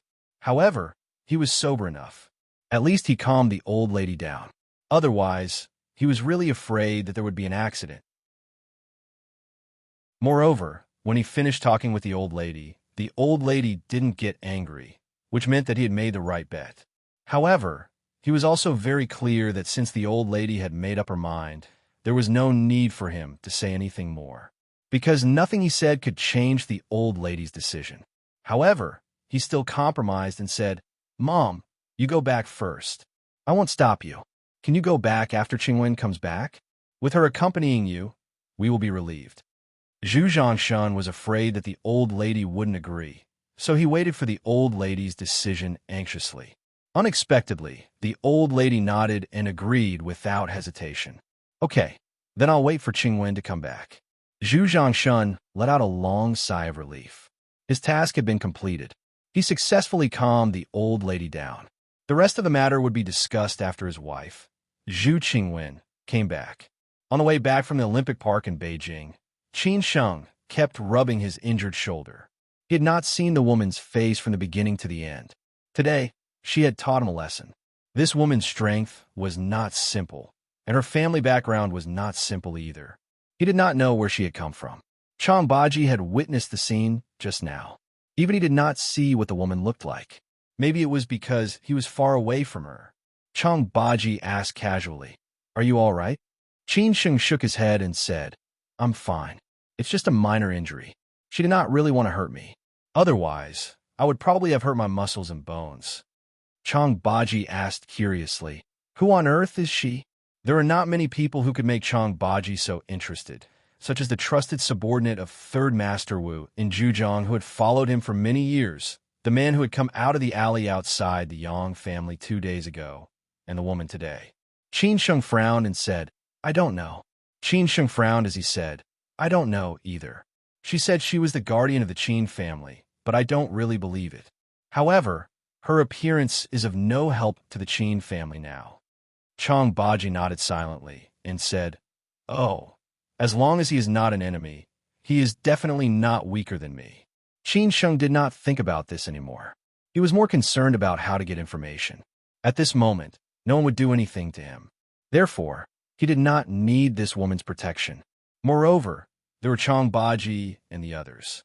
After coming back to his senses, Qin Sheng called the old master of the He family. He wanted the old master of the He family to think of a way to get information about the old man through his connections. So far, everyone was avoiding the Qin family. Qin Sheng really did not know who to look for. Unexpectedly, Old Master he refused, which made Qin Sheng very surprised. However, Old Master he gave a reason that Qin Sheng could not refute. That was at present, it was not suitable for the He family to be too high profile. Otherwise, it would arouse the disgust of many people, which was not conducive to their future operations. Even if the He family wanted to sacrifice for the Qin family, it had to be worthwhile. Since Old Master he said so, Qin Sheng could not refuse. He had no choice but to nod helplessly. After contacting all the necessary people, it still did not work. Qin Sheng had no choice but to go back to the West Mountain villa of the Qin family. It was said that the alley of the Qin family Sihiyuan had been crowded with reporters from all walks of life. They all wanted to get first-hand information or news about the Qin family. If they could capture the relevant members of the Qin family, it would be even more amazing. Brother Wu, who liked to browse Weibo and read the headlines, also told Qin Sheng that the news about the Qin family and the Chang and family had been spreading like crazy since this afternoon. Some people even dug out the news about Qin Sheng and Qin Ran. Although it was not so penetrating, it was not a good sign. The direction of the public opinion also represented the intention of some people. If the direction of the public opinion was opposite to their intention, the public opinion would naturally be controlled. Anyway, the Qin family and the Chang and family were now in the limelight. At night, when Qin Sheng returned to the West Mountain villa of the Qin family, his aunt was in the study talking on the phone. His sister Qin Ran had not come back yet. Why did Qin Ran not come back so late at night? Because in order to get some information, Qin Ran had risked her face to beg Ma Weiyang's father. Ma Weiyang had risked her life for Qin Ran, her best friend of more than 20 years. She did not want to see Qin Ran so miserable. Not everyone could meet Ma Weiyang's father. If Qin Ran took the initiative to meet him, it was estimated that the tycoon would not meet her at all. After all, everyone would try to avoid Qin Chang'an, let alone take the initiative to provoke him. Therefore, Qin Ran could only ask Ma Weiyang for help. In the end, Ma Weiyang could only show up in person and take Qin Ran to meet her old master. How could Ma Weiyang not know about these things? She was not a clueless woman. It was precisely because she knew everything that she had made up her mind to make this decision. This was because Qin Ran, her friend, was really important to her. In the study of the West Mountain villa, Zhao Anji dialed the long-lost phone number again. Today, she had asked a lot of people and begged a lot of people. In the end, she was very helpless. She wanted to call that man and question him. How long did he want to be a turtle? Chapter 900. The Qin family had been rooted in Sijio City for several generations. However, it seemed that every 20 years, the Qin family would face a calamity. No one knew whether it was a coincidence or fate. The old master had experienced it twice in the past. Now, Qin Chang'an was also going through it for the second time. As for Qin Sheng, it was his first time. Every time, the Qin family would pay a heavy price. However, they could get through it quietly every time. Every time, the Qin family would stand up again. Zhao Anji was born into a wealthy family. She absolutely worshipped Qin Changxing when he was young. At that time, Qin Changxing was high-spirited and was considered one of the best among the younger generation in Siju City. It was just that he was not as famous as Sixth Uncle. After all, Sixth Uncle's family background determined his starting point. Old Master Zhao also admired Qin Changxing's talent, so he agreed to this marriage. Although Old Master Qin had a wide network in Siju City back then, most people didn't think that this was a good match. However, who asked Zhao Anji to like him? After getting married, Qin Changxing did not disappoint Zhao Anji. After he entered the official career, he showed his strong ability, which made many old leaders admire him. Moreover, in that special era, outstanding young people were always put in important positions, and Qin Changxing was one of them. Just like that, Qin Changxing walked further and further on his path. More and more people placed their bets on Qin Changxing. They felt that Qin Changxing would one day stand at a high enough position. Just like that, it lasted until that storm. The storm was huge and involved many people. The Qin family was not just one of them. However, the Qin family was targeted. Everyone knew the final result. Qin Changxing had chosen a path that no one had expected. From then on, Qin Changxing had completely disappointed Zhao Anji. So many years had passed, and Zhao Anji didn't want to care about their grudges anymore. The Qin family was once again in trouble, and as a man of the Qin family, Zhao Anji felt that Qin Changxing had to stand up. This was because he was also a man of the Qin family, and he couldn't just watch the Qin family fall into the abyss. If Qin Changxing still chose to be a coward, Zhao Anji would be completely disappointed. After this disappointment, there would be despair. Then, once the Qin family's matter was settled, Zhao Anji would choose to leave the country with her daughter and never come back. She dialed the number without any emotional fluctuations. Even if Qin Changxing did not pick up the phone, Zhao Anji no longer had any psychological burden. After all, she had already prepared herself for the worst. Fortunately, Qin Changxing did not disappoint her. Not long after, Qin Changxing picked up the phone. Although the two had been separated for so long, they were still familiar with each other. Without any pleasantries, Zhao Anji asked directly, "How long is this coward going to stop?" Qin Changxing shook his head and smiled bitterly as he said, "I already know what happened in Chang'an." Understood? And then? Did he only know? You are a man of the Qin family. Everyone in the Qin family is working hard for the Qin family. What are you doing? Are you just going to watch people bully us, orphans and widows? Doesn't your conscience hurt? The calmer Qin Changxing was, the more excited Zhao Anji was. She was just a woman. Although she had made some friends in Sijia City, so many years had passed. Would they help her? Moreover, her maiden family had long lost their power. If her old father was still alive, or her older brother was powerful, would she need to be so humble? Who was she doing this for? It was all for the Qin family. As for Qin Sheng and Qin Ran, the Zhu family had already said that they would not help them. How capable could these two children be? Seeing them so tired and mentally exhausted every day, how could Zhao Anji not feel sorry for them? Qin Changxing was calm. No one would make him feel anything. He waited until Zhao Anji finished speaking before replying, "Anji, wait a little longer. It's not time yet." "Not time yet? When is it?" Zhao Anji roared. Qin Changxing said faintly, "When it's time, I will naturally go back. I think you just want to be a coward. Are you going to wait until everything is settled before you come back? What can we do when the time comes?" "Qin Changxing, let me tell you, after this, I will take Yaya back to Canada. Don't even think about seeing her in this life," Zhao Anji threatened angrily. Qin Changxing did not know how to explain to Zhao Anji. Should he say that he was ready, but it was not time yet? There were some things that Zhao Anji did not understand. "Give me some time." Qin Changxing could only say so. When Zhao Anji heard this, she did not get angry. Instead, she laughed and said, "Give you some time? I gave you more than 20 years. What did you give me in return? Do you know? The thing that I regret the most in my life is choosing you." "Anji," Qin Changxing said helplessly. Zhao Anji let out a long sigh and said, "Forget it. I won't say anything. Maybe it was a mistake for me to come back. This is your Qin family's matter. What does it have to do with me? Qin Changxing, this is the last time I call you. Let's stop here for the rest of our lives. Goodbye." After saying the last sentence, Zhao Anji hung up the phone completely. Qin Changxing wanted to say a few more words, but there was only a busy tone coming from the phone. After Zhao Anji hung up the phone, she sat on the sofa and covered her face with tears. She was under too much pressure. She did not do these things for others to see. She just did not want to let these children down. After all, she was the only one they could rely on now. Qin Sheng stood outside the study for a long time, but he did not have the courage to knock on the door. Outside the study, Qin Sheng stood for a long time, but he did not have the courage to knock on the door. He heard the angry voice of the aunt and heard her sobbing. He suddenly felt that he was very useless.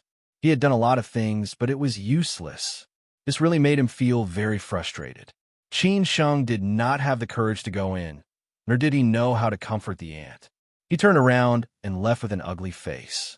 The only thing he could do was to calm himself down. When Qin Sheng walked to the staircase, his sister came back. He stopped and did not go downstairs immediately. He saw his sister sitting down and leaning on the sofa, looking very tired. This really made Qin Sheng's heart ache. He wanted to escape, but he did not know how. In the end, he could only bite the bullet and walk down. When he was about to reach his sister, he said in a low voice, "Sister, you're back." Hearing Qin Sheng's voice, Qin Ran immediately returned to normal. She quickly got up and said with a smile, "I thought you were not back yet." The Qin Ran at this moment was completely different from the Qin Ran just now. The Qin Ran just now was the real Qin Ran, and the Qin Ran at this moment was just the Qin Ran that Qin Ran wanted Qin Sheng to see. Life was very tiring, and he relied on acting for himself and acting for others. He especially noticed that his sister's eyes seemed to be swollen. Why? It could only be because she was crying like this. This impact made Qin Sheng confused again. He did not want to stay here, not even for a second. He quickly said, "Sister, I'm going out to buy some supper. What do you want to eat?" "Supper? Ask the kitchen to make whatever you want to eat. Why are you going out so late?"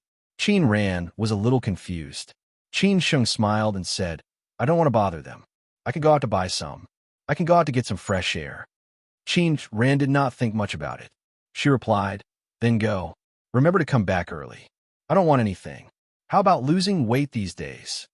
If it was in the past, Qin Sheng might still make a few jokes with his sister or feel distressed about losing weight. But today, Qin Sheng was not in any mood. He just nodded and left. As soon as Qin Sheng walked out of the villa, Qin Ran fell on the sofa again. She was like a deflated balloon, without any power. Qin Ran did not know what to say. She had tried her best, and Ma Weiyang had also helped her the last time.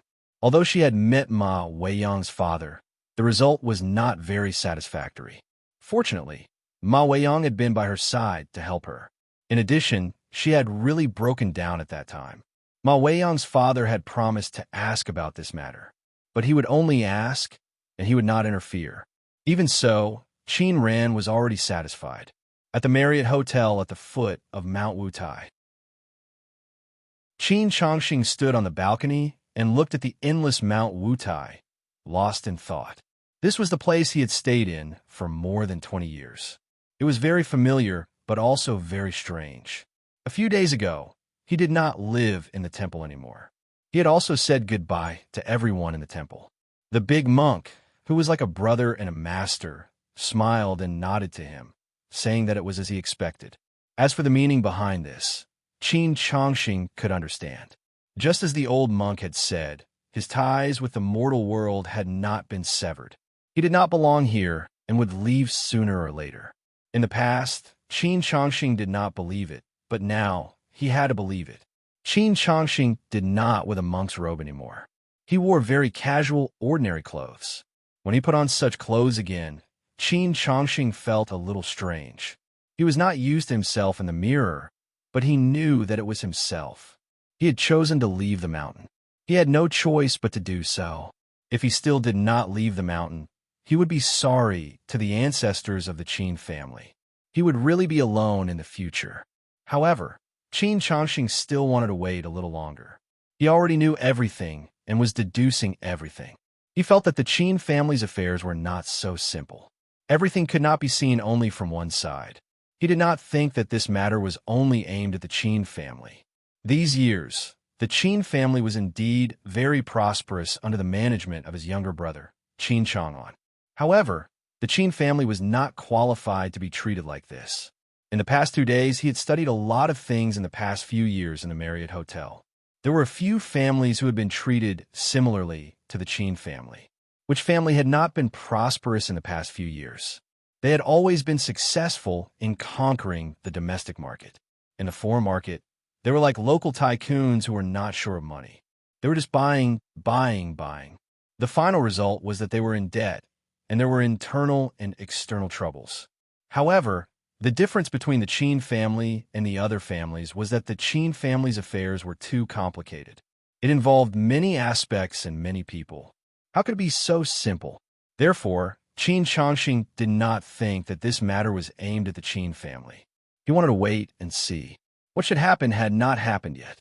Therefore, he was not willing to be anxious. Moreover, he had an even deeper doubt, and that was that his younger brother was not as simple as he seemed. He also seemed to be waiting for something. Everyone wanted to kill him, but he did not reveal too many things about others, which was even more thought-provoking. Considering all the circumstances, Qin Changxing could only think that the final moment of this drama had not arrived yet. He still needed to wait and wait. His younger brother, Qin Chang'an, was waiting. He was also waiting now. Chapter 901. A piece of heavy news woke many people up and affected many people. Many people would be involved in this storm, and their fates would be changed in the end.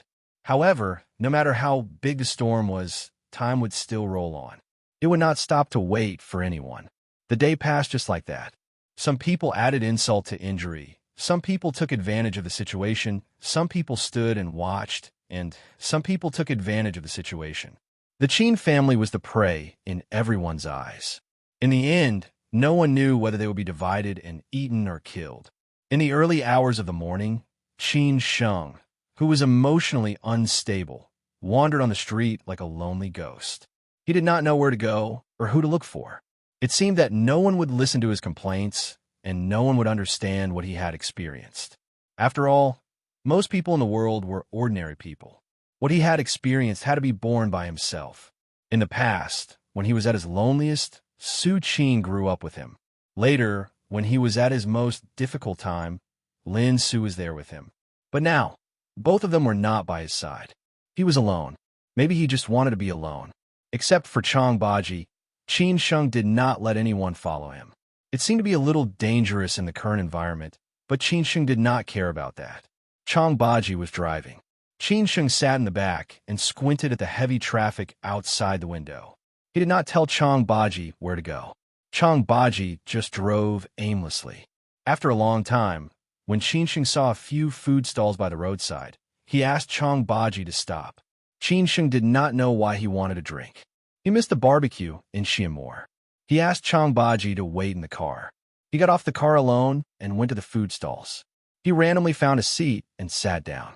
He ordered some barbecue and cold dishes and asked the boss to serve him 2 bottles of cold beer. He sat there alone and drank.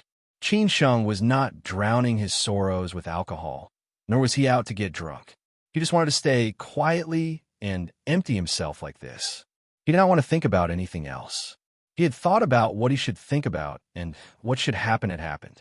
At least for now, he could not change anything. Qin Sheng's heart was filled with anger.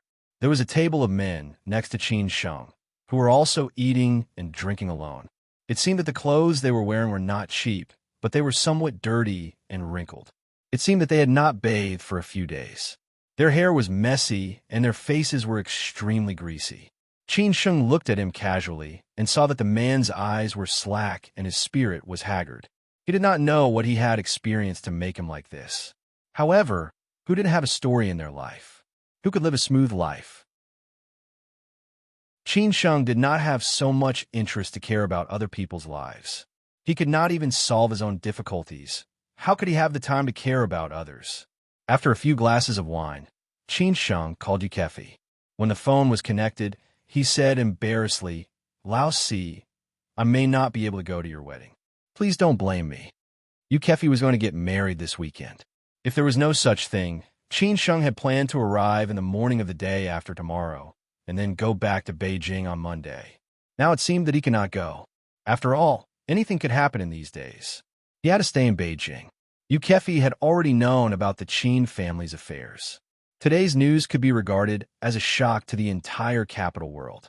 The famous Master Qin of Chong and group was arrested. This was not only the collapse of Chong and group, but also the end of an era of capital. No one could grow as savagely as before. Everyone could not help guessing who would be the next one. It was impossible for Yukefi not to know such a big thing, and he saw the news for the first time. He immediately did not hesitate to call Xia Ding to discuss whether to call Qin Sheng to ask about it. But in the end, They gave up and just sent a text message. However, Qin Sheng did not have time to see it, because there were many people who sent text messages to Qin Sheng. It seemed that everyone had a tacit understanding not to call. Boss, I know. I won't say anything else. Take care of yourself. If you need help, call me. I will never refuse within my ability. Yukefi replied very straightforwardly. The feelings of 4 years in college were there. At this time, there was no need for any polite words. He could imagine what Qin Sheng was going through. If such a thing happened to the Yu family, Yukefi wondered if he could bear it. Qin Sheng did not want to be pretentious and replied, "Well, let's get together again after we are done. I wish you a happy wedding in advance. I will ask Xia Ding to bring you a red envelope." Ha. After that, they hung up the phone. Qin Sheng did not know why he did not want to say anything more. He did not want others to guess his emotions. It seemed that talking to anyone at this moment would make him feel that he was perfunctory. So it was better to be alone and quiet. After hanging up the phone, Qin Sheng continued to drink and eat meat. His mood did not change much. However, he heard that the man next to him seemed to be sobbing in a low voice. He just buried his head in his arms and did not want others to see him like this. Qin Sheng still did not speak. He was still not interested in caring. Some people's difficulties may be natural disasters or man-made disasters. Some people may be self-inflicted. Qin Sheng was not sure which one it was, so he did not bother to care. After a while, the weather was not good. It suddenly rained. Although it was still a little light, the open-air food stall was definitely not open. The boss let everyone sit inside. Although everyone liked to sit outside in the summer, there was no other way but to move in. After all, there was air conditioning inside. Naturally, Qin Sheng also moved in. Everyone moved in, except for the man next to Qin Sheng, who did not move at all. This made everyone somewhat puzzled. However, although everyone was curious, it was none of their business. In order not to get into trouble, no one cared about him. At this time, the rain was getting heavier and heavier. The restaurant owner and the waiter finally couldn't stand it anymore. After all, the man's appearance was too miserable. In such a heavy rain, he drank beer and ate food that was already inedible. This was really a sad sight. Qin Sheng was also attracted. It seemed that after the boss and the waiter went over and talked a lot, the man still did not move. He still sat there, but stopped eating and drank wine. Finally, Qin Sheng could not stand it anymore. When the boss and the waiter came over, he took the boss' umbrella and said, "I will go and ask." The boss said helplessly, "He is a psycho. Just ignore him." Qin Sheng shook his head and smiled bitterly. He also wanted to know what this man had experienced to make him lose his composure. Why did his clothes cost more than 10,000 yuan? There was a Cartier blue balloon watch on his wrist. He should not be an ordinary person. What could make him like this?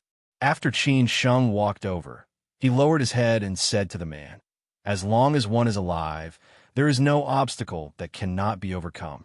I'm also experiencing setbacks, but everything has to look forward." After hearing Qin Sheng's words, the man did not raise his head and said, "Thank you. Do you want to listen to my story?" "Go ahead, I will listen." Qin Sheng gave the man enough kindness. The man raised his head and drank a mouthful of wine. "This is the most difficult time for me. My friend betrayed me. My company went bankrupt. My wife ran away with my child. My mother died in a car accident. I have nothing left. What else do you want to persuade me?" The man's words were very calm, without too much nonsense. There was no emotion, as if life had completely defeated him. Or maybe he had completely returned to being ordinary. Qin Sheng didn't know what to say at that moment. The man continued, "I'm not a psychopath, and I won't commit suicide. I just want to vent my anger like this. I don't feel ashamed, because our lives will never intersect again." Qin Sheng did not expect this man to speak so directly. It seemed that he had seen the world. Otherwise, how could he say such words? "Then what are you going to do in the future?" Qin Sheng asked curiously. The man put down the wine bottle and sighed. "What else can I do? I'm going back to my hometown and start all over again. One day, I will go back to Beijing again." After all, there are still dozens of years left in life. I can't just give up like this. How can I live the rest of my life? I am a man. I will not be defeated. I will only fight bravely. When saying this, Qin Sheng felt that the man's eyes were full of murderous intent, which was completely different from the decadence just now. It seemed that this was the feeling of living in the face of death. Somehow, Qin Sheng was also affected by the man's words. It seemed that what he was going through now was not a problem at all.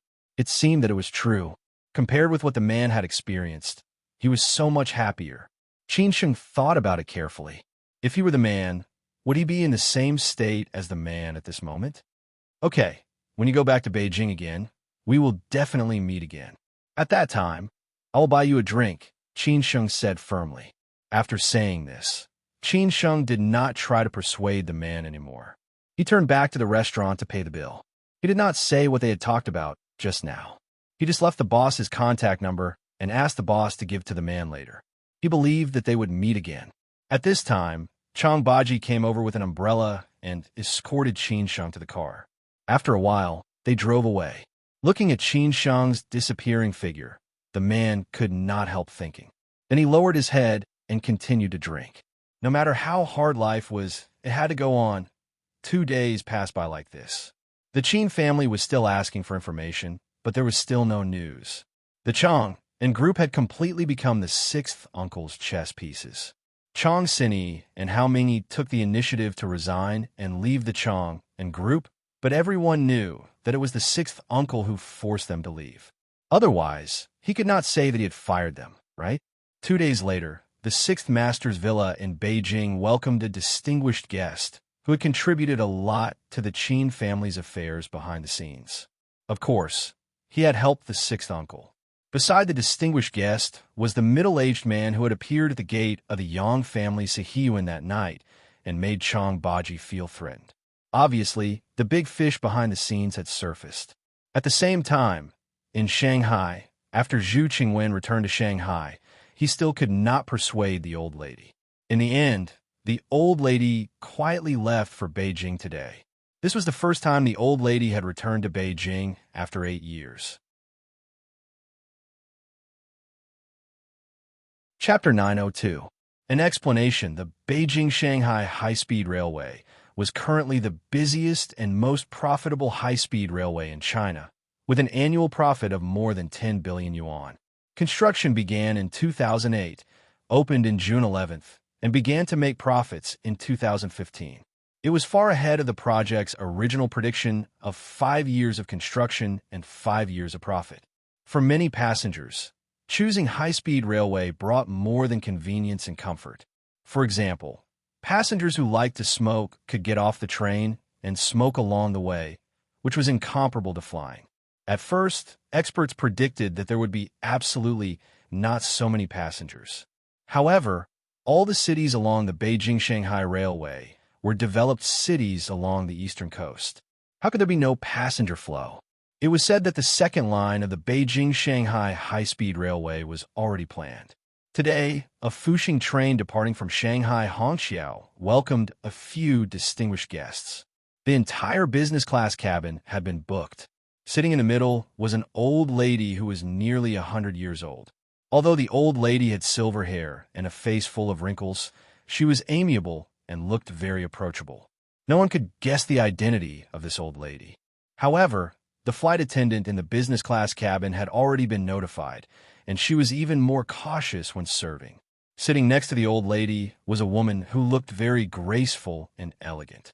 She took good care of the old lady and asked about the old lady's health every once in a while, for fear that the old lady would make any mistakes.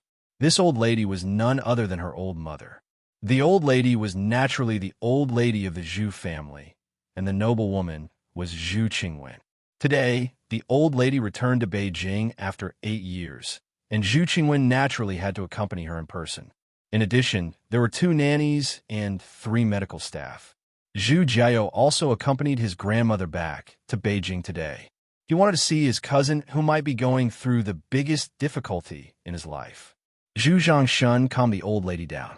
Zhu Qingwen thought that she could persuade the old lady, but she did not expect that the old lady would be so determined this time.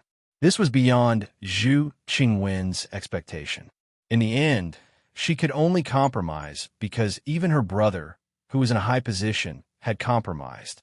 After all, This was her old mother. "Mom, take a nap first. It will take a while for the train to arrive. I will wake you up when we arrive," Zhu Qingwen said in a low voice, holding the old lady's hand. She was on tenterhooks all the way. The old lady's health was not the same as 8 years ago. Moreover, the old lady had never taken the high-speed railway. Who knew what would happen? The old lady waved her hand and said, "I'm not sleepy yet. I'll sleep after a while. I haven't been out of Shanghai for 8 years. I don't know what's going on outside. I have to see the changes in our country." The old granny was also from a revolutionary background. She had followed the old man around for most of her life. Their fates had accompanied the growth of the People's Republic, and the feelings they had for the country would not diminish with age. That was why the old granny said that. Zhu Qingwen nodded with a smile and said, "Okay, then take a good look. I will let you see as much as you want along the way."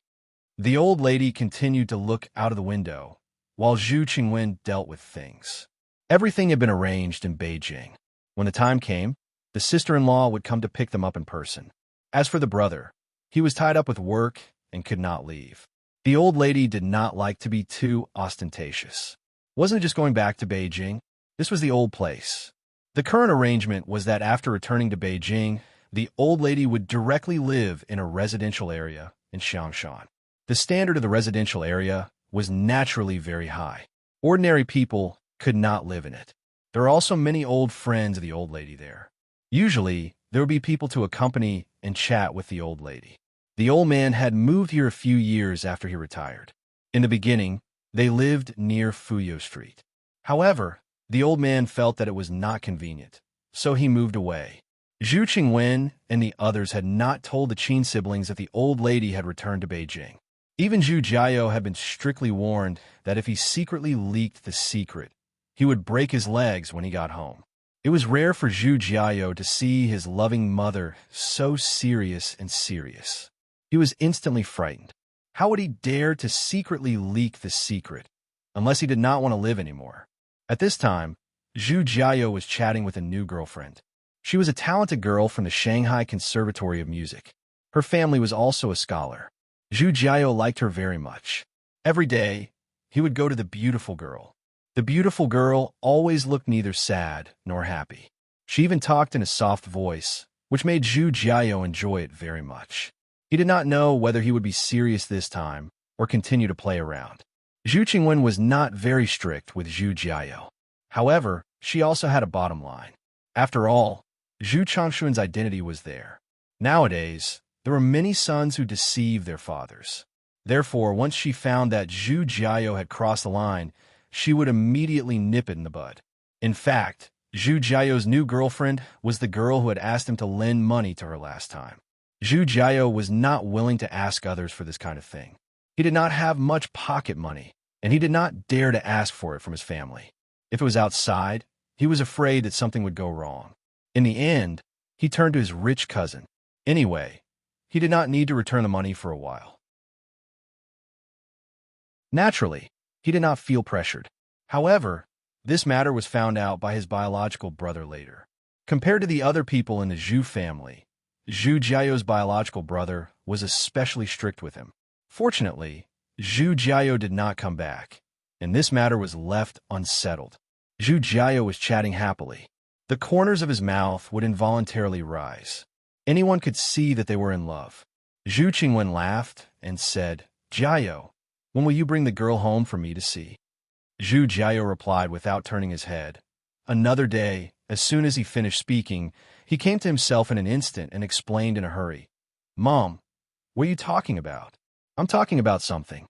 What do you mean by bringing the girl home?" Zhu Qingwen stared at her son and said, "You think I don't know you? I'm warning you. If you want to have a good relationship, you have to be responsible for the girl. Don't harm her. Don't think that I don't know about your bad things." Zhu Jiao panicked in an instant. However, he did not do anything outrageous. He had been in love a few times and treated them sincerely every time. It was only later that he found out that the girl had ulterior motives or took the initiative to leave after knowing his family background. He could not do anything about it. At this time, the old lady said on behalf of her grandson, "Why do you care so much? Our Jiao is not a bad boy. Zhu Jiao immediately said, "Grandma knows me well." "Grandma, you are so nice." The old lady snorted and said, "Don't talk nonsense." Zhu Jiao immediately shut up obediently and continued to chat with the talented woman. Thinking of her walking towards him in a white dress on a summer evening with her little aunt, the breeze blowing her hair and the passers-by whispering to each other, he felt that he was the happiest person in the world at that time. In the evening, the Zhus finally arrived at the Beijing South Railway Station. The car was parked in a special place. It was not known whether it was a coincidence or intentional, but it stopped at the number 1 platform on the far side. Before Zhu Jiao got off the car, he saw several military cars parked outside the window. Obviously, his uncle had arranged to pick them up. Sometimes Zhu Jiao felt that he had been born into such a family, which seemed to have a lot of privileges that ordinary people could not imagine. However, Zhu Jiao sometimes felt very stressed. So far, he had not found his own direction in life. Having no time to think about it, Zhu Jiao quickly got off the car and immediately pushed his grandmother's wheelchair. He was clever enough, or else the whole Zhu family would not like him so much. Wu Yajun had been waiting for a long time. Seeing the old lady get off the car, she quickly walked over and said hello to the old lady and others with a smile. They did not talk too much and immediately got on the car and left the Beijing South Railway Station. After all, it would take a lot of time on the road. For some reason, Zhu Jiao did not take the same car with his grandmother and aunt. Instead, he sat in the car behind. After getting on the car, Zhu Jiao breathed a sigh of relief. Finally, he could get rid of his mother's sight. At this time, Zhu Jiao quietly sent a text message on his mobile phone. The text message said, "Cousin, I am risking my life to tell you a message. If you want to know, reply quickly." After sending the text message, Zhu Jiao waited anxiously. This time he was really risking his life. If his mother knew about it, who knew what kind of inhumane torture he would suffer when he went back home? A few minutes later, the text message came back. The contents said, "Say it quickly." Zhu Jiao raised his head and looked at the driver and other people in front of him. He immediately lowered his head and replied, "I can tell you, it's that." This time, Zhu Jiao did not wait. The text message came back. The contents said, "You don't have to return the money." The corner of Zhu Jiao's mouth rose. He immediately replied, "Good." The next second, the text message came back. The contents said, "News." Zhu Jiao took a deep breath and slowly typed, "Grandma has arrived in Beijing." This time, Zhu Jiao didn't receive any more news because Qin Sheng was so shocked that he didn't know what to do. Grandma went back to Beijing. In the courtyard of the 6th uncle in Sijio City, the distinguished guest arrived quietly. He looked quite old, probably in his 70s or 80s. For him to come out at this age, it was obvious that he was not a good person. Moreover, he was accompanied by that extremely dangerous man.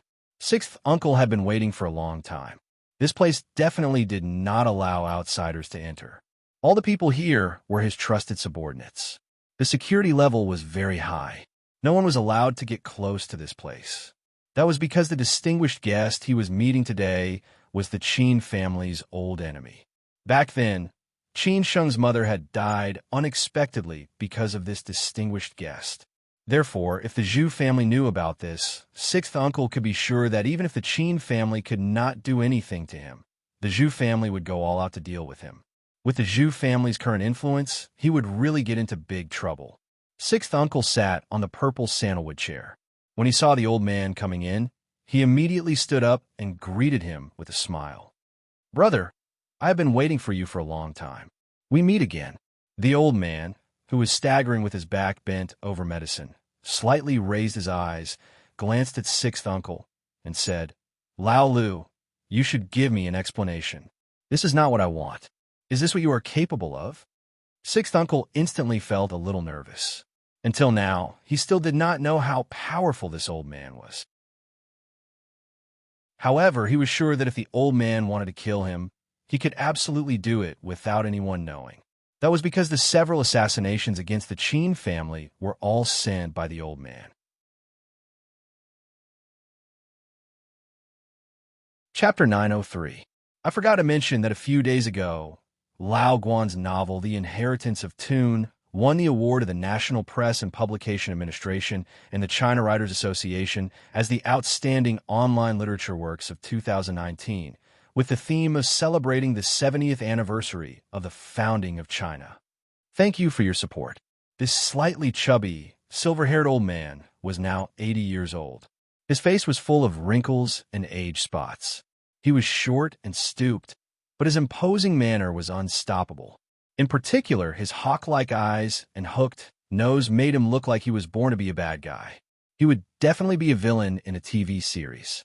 Even in real life, most ordinary people probably did not dare to provoke such a character. Most importantly, there were not many people who could make Sixth Uncle nervous. Therefore, the identity of this old man was even more mysterious. Sixth Uncle did not say anything.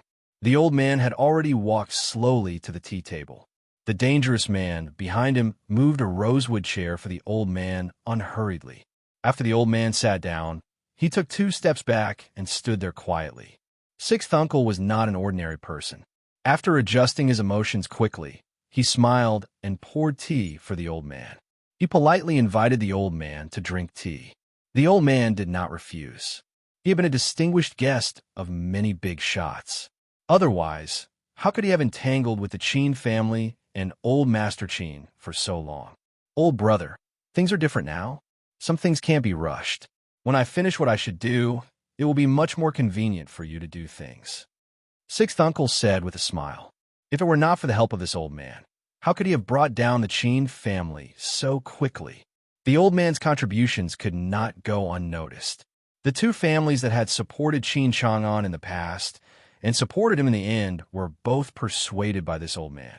The old man replied disapprovingly, "When you finish what you should do, I'm afraid it will be too late by then. I have given you so many resources, and you have only reached this step. Everyone in Sijio City says that you, Lord Liu, are powerful. I think you are just SOSO." The old man's attitude was very tough. He hadn't been back to Beijing for some time. Now that he suddenly came back and found Sixth Uncle, it showed that he was somewhat dissatisfied with what Sixth Uncle was doing. The Sixth Uncle was not a man to be trifled with. No matter how powerful the old man was, he would not be afraid of him. He just did not want their relationship to deteriorate. After all, both of them were still useful to each other. He replied in a low voice, "Brother, Qin Chang'an has been arrested.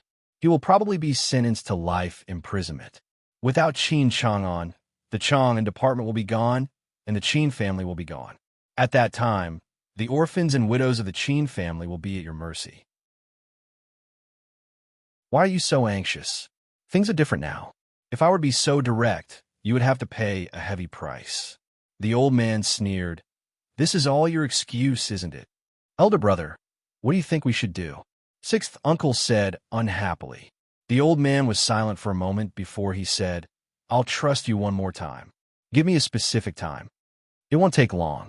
At present, the investigation team will be stationed in the Chang'an department. At that time, I will provide evidence that will make Qin Chang'an have no chance to make a comeback. Everything will be settled naturally, Sixth Uncle said proudly. The old man chuckled and said, Then I'll wait for you. Sixth Uncle was finally relieved. However, his purpose had been achieved. The rest would be left to the old man. No matter how the old man wanted to deal with the Qin family, it had nothing to do with him. In the West Mountain villa of the Qin family, Qin Sheng could not calm down for a long time after he received Zhu Jiao's text message. He stood on the balcony and smoked 3 cigarettes in a row. He did not doubt the authenticity of news. Zhu Jiao would not lie to him for no reason. After all, the money that Zhu Jiao owed him was really nothing to him. However, until now, whether it was his grandmother or anyone else, they had not been informed about this matter. Why did his grandmother suddenly return to Beijing?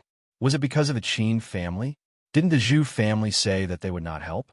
Did other people know about this matter? Should he tell his sister about it? Qin Sheng had too many questions to ask. However, there was really no way for him to know now.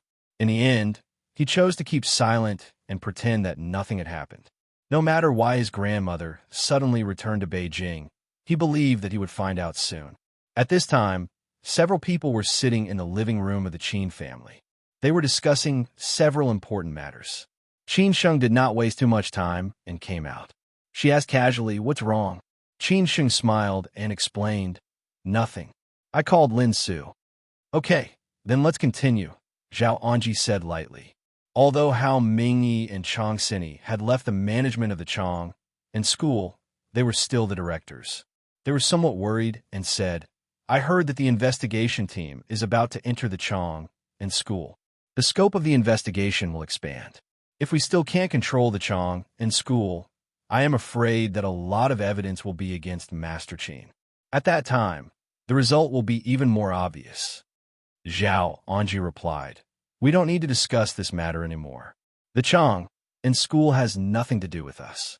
We all know what you said, but we can do nothing about it. Now we need to prepare a team of lawyers. Currently, I am contacting the top lawyers in the country. No matter how much money we spend, we will try to reduce the sentence as much as possible." Zhao Anji had no other choice. Now the Qin family could only prepare in this way. After all, this was a step that they had to take. Since they could not change the direction, they could only try to reduce Qin Chang'an's crime as much as possible. Chang Sini let out a long sigh and said, "This is the only way. Maybe the Qin family had been too smooth these years.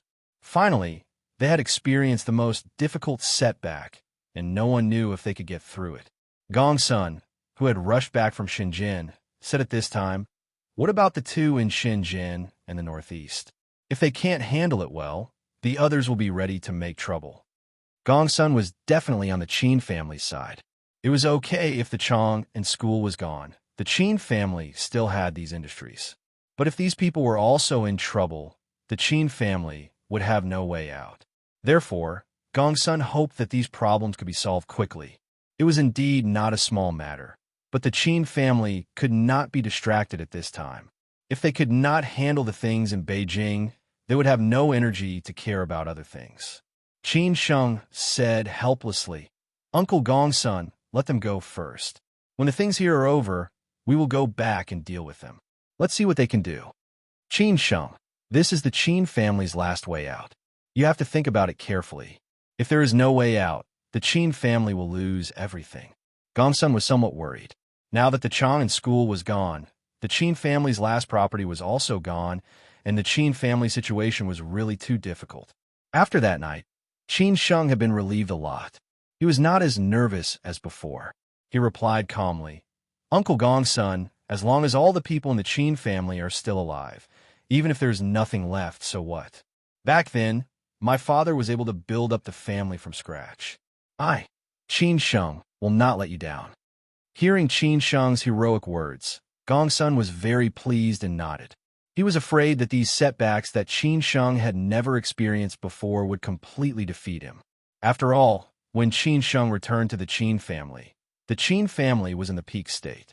Suddenly bearing these pressures, he was afraid that they would not be able to stand up again. Gong Sun said in a low voice, "Okay, since you said so, I will listen to you." After the family meeting, Qin Sheng saw the others off in person. When he came back, his sister was still chatting with the aunt. Qin Sheng hesitated whether to tell his sister the news or whether she already knew it but did not tell him. In the end, Qin Sheng gave up. Tomorrow was Yu Kefi's wedding. The other two in the dormitory had already arrived. Chow Yufeng might have heard from Yu Kefi that Qin Sheng could not go, but he did not take the initiative to call Qin Sheng. Otherwise, they would have agreed to set off from Beijing together. It was said that many college classmates were going to attend the wedding. Yu Kefi later became quite popular. Perhaps because of his family background, he would take the initiative to get close to Qin Sheng, even without making friends. Qin Sheng felt somewhat regretful that he could not attend Yu Kefi's wedding. After all, when he was in Fudan University, Yu Kefi was his little follower.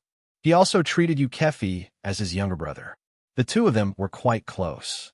Now that the little guy was going to get married, time passed so quickly. Next were Xia Ding and Chow Yufeng. Both of them had set the time to get married in the second half of the year. Qin Sheng hoped that he could attend the wedding at that time. In the end, he was the only one left. Qin Sheng sighed with emotion. not knowing when he could get married. The next day, Xiaoding sent Qin Sheng a lot of videos of the wedding scene.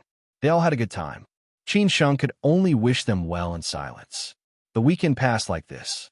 During the 2 days, his grandmother did not contact him.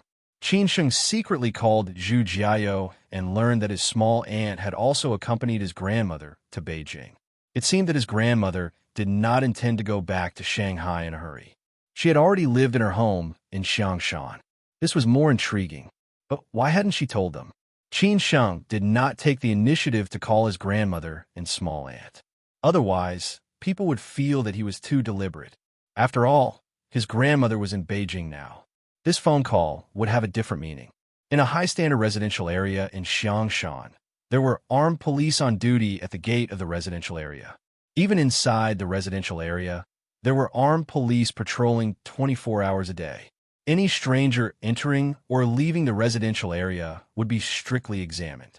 They would not let him go until their identities were confirmed. Not to mention the cars going in and out of the residential area. Almost all of them had special license plates. It could be seen that those who could live in this residential area were not ordinary people.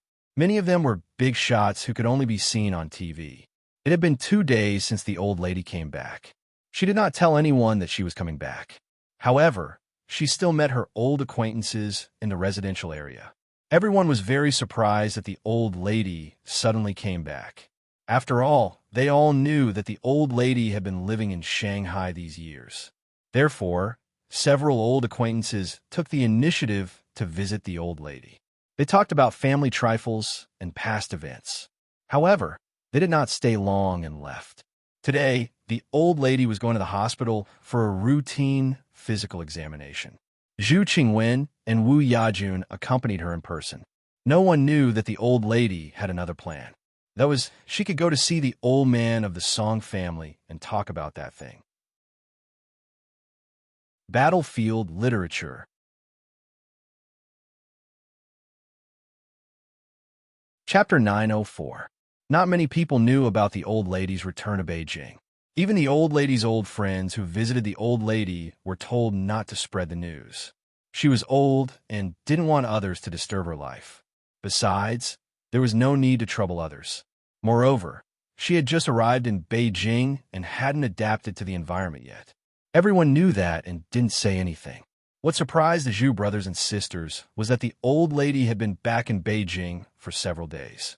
It seemed that she didn't want to contact her precious grandson and granddaughter, which was different from what the old lady said before she came back.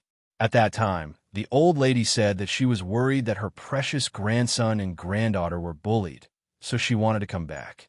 Now, there was no news from her after she came back. The Zhu brothers and sisters couldn't figure it out, but they thought that they would see the old lady sooner or later. It was only a matter of time. The reason why the old lady didn't see Qin Ran and Qin Sheng as soon as she came back was that the old lady had her own considerations. It was not a simple thing to come back to Beijing this time. If she just came back to see Qin Ran and Qin Sheng, it would be meaningless. If she directly intervened in the Qin family's affairs, she would be irresponsible to the Zhu family. After all, her son and son-in-law were both in positions and had great influence. But she would definitely help the Qin family handle this matter well. It depended on how she would play her cards. The old lady was going to go to the hospital for a checkup. Based on her current status, she naturally had to go to the general hospital with the highest standards. In fact, there were also hospitals with high standards in Xiangshan. However, when they were in Shanghai, the doctors wanted the old lady to be hospitalized, but the old lady refused.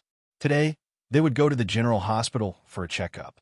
If the old lady's physical condition continued to deteriorate, the Zhu brothers and sisters would have to let the old lady stay in the hospital no matter what. Moreover, the experts and doctors in the general hospital were not low level, so their words would be more powerful. It depended on whether the old lady would agree or not. Beijing's medical conditions were generally better than Shanghai's, especially in terms of top-notch medical treatment. The general hospital was definitely one of the best hospitals. Most importantly, the general hospital was also responsible for the medical care of high-level leaders. Those who could stay in the general hospital's VIP building were not of low status. They were either heroes who had contributed to the country, The old lady used to come here often when she was in Beijing, especially when her husband was critically ill. She almost never left the general hospital, so she was familiar with this place. She was familiar with many experts and directors, not to mention the leaders here. Today, the old lady was still low-key. She did not disturb the leaders of the hospital. Zhu Qingwen and Wu Yajun also deliberately informed them. After all, they had to inform the hospital in advance if they wanted to see a doctor in the general hospital so that the hospital could arrange the rest of the things. Under the guidance of the medical staff, the examination of the old lady was very smooth and it didn't take long. After all, unlike ordinary outpatient clinics, there was no need to make an appointment. Although some results could be seen on the same day or on the same day, other laboratory results could only be obtained the next day. After all, the work in the general hospital was relatively busy, and there were many high-level leaders who were also hospitalized here. After some results that could be seen on the same day came out, the experts in the general hospital also suggested that the old lady should be hospitalized immediately for observation. However, the old lady was still reluctant. Zhu Qingwen said somewhat anxiously, "Mom, I can let you do other things, but can you listen to us on this? The doctors in Ruijin Hospital and the General Hospital have said so. We're doing this for your own good. Even if you don't listen to us, you should listen to the doctors." Wu Yajun also echoed, "Mom, you are already in such a bad condition. If you don't be hospitalized to control it, it will be you who will suffer when it gets serious." Zhu Jiao had been accompanying his cousin in Beijing these days, and he was not in a hurry to go back to Shanghai. He wanted to find his cousin for a drink, but now that he knew everything, he dared not take the initiative to look for him, for fear of causing other troubles. However, when it came to the issue of his grandmother's health, Zhu Jiao naturally stood on everyone's side. He also said, "Grandma, you should listen to my mom and aunt. Let's see the doctor first." The old lady said with a smile, don't worry. I know my body well.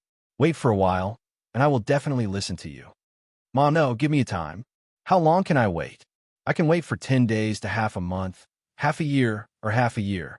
If you want to wait for a year, we will definitely not agree." Zhu Qingwen took a tough attitude. The hospital had no choice but to persuade her from a professional point of view. The old lady could also understand the children's feelings, but she really had something to do. After hesitating for a while, she said, "Wait for another week. After a week, I will be hospitalized. What do you think?" After the old lady finished speaking, the others were somewhat surprised. They did not expect that the old lady only said to wait for a week. Wu Yajun did not think much about it. Zhu Qingwen could not help but feel a little nervous. She subconsciously thought of other things. It seemed that within this week, the old lady would definitely have something to do. However, at this time, Zhu Qingwen still put the old lady's health as the top priority. She asked, "Mom, are you sure about 1 week? Don't refuse at that time." The old lady smiled happily and said, "I am already so old. Why would I lie to you? You can rest assured. 1 week is 1 week." "That's good." Everyone was satisfied and let out a long sigh of relief. Finally, the old lady agreed. Everything that needed to be done had been done.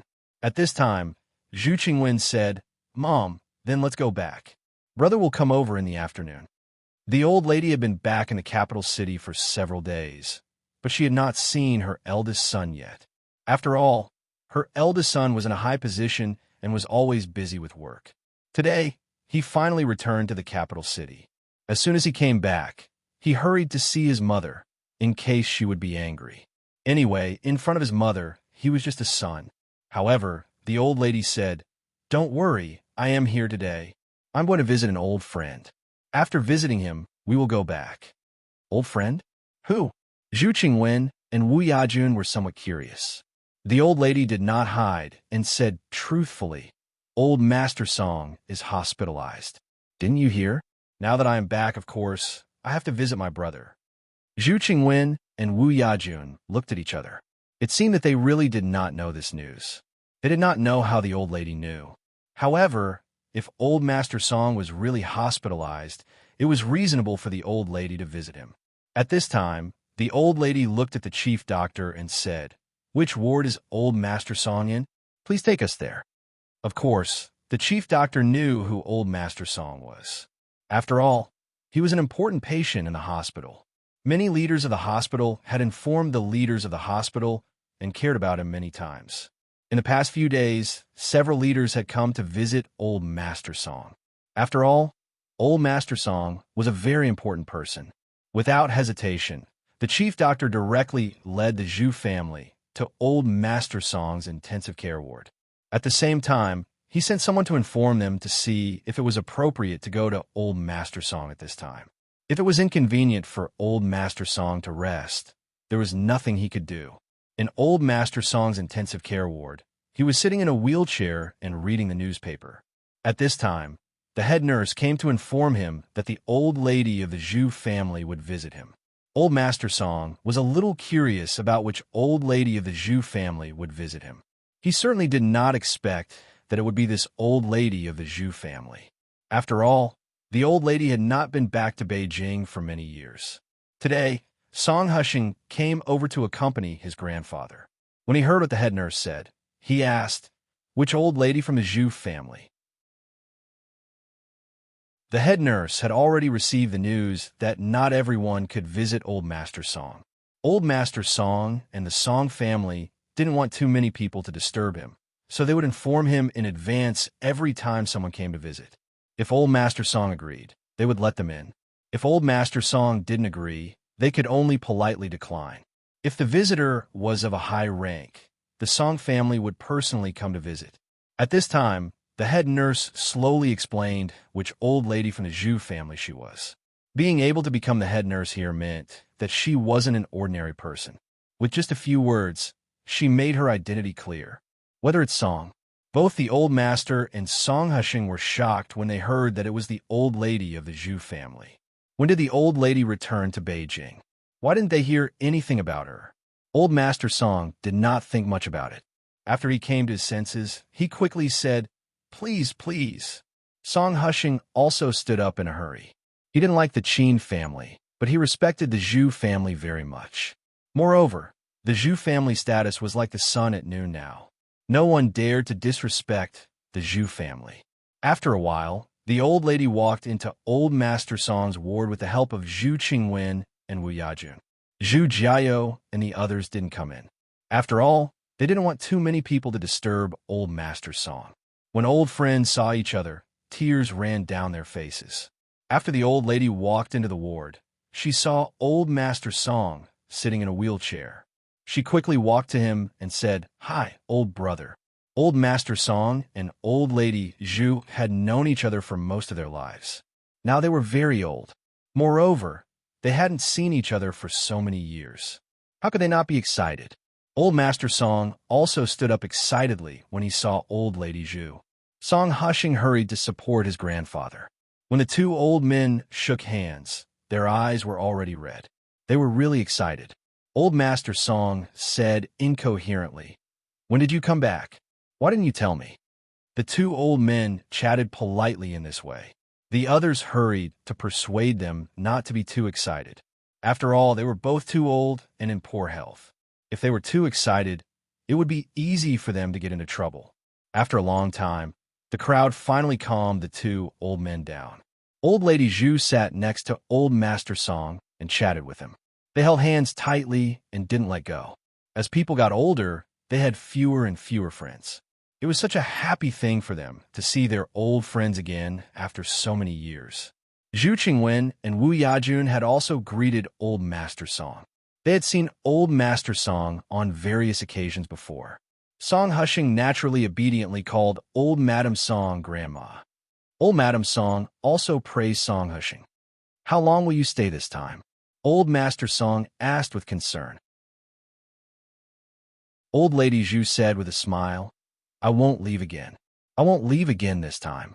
I can't afford any more trouble." "You won't leave again?" Old Master Song was a little surprised. Old lady Zhu replied, "I was too lonely in Shanghai. I came back to see my old friends. I don't know if it's because I'm old and nostalgic, or because I've stayed in Shanghai for too long. I want to go back to Beijing."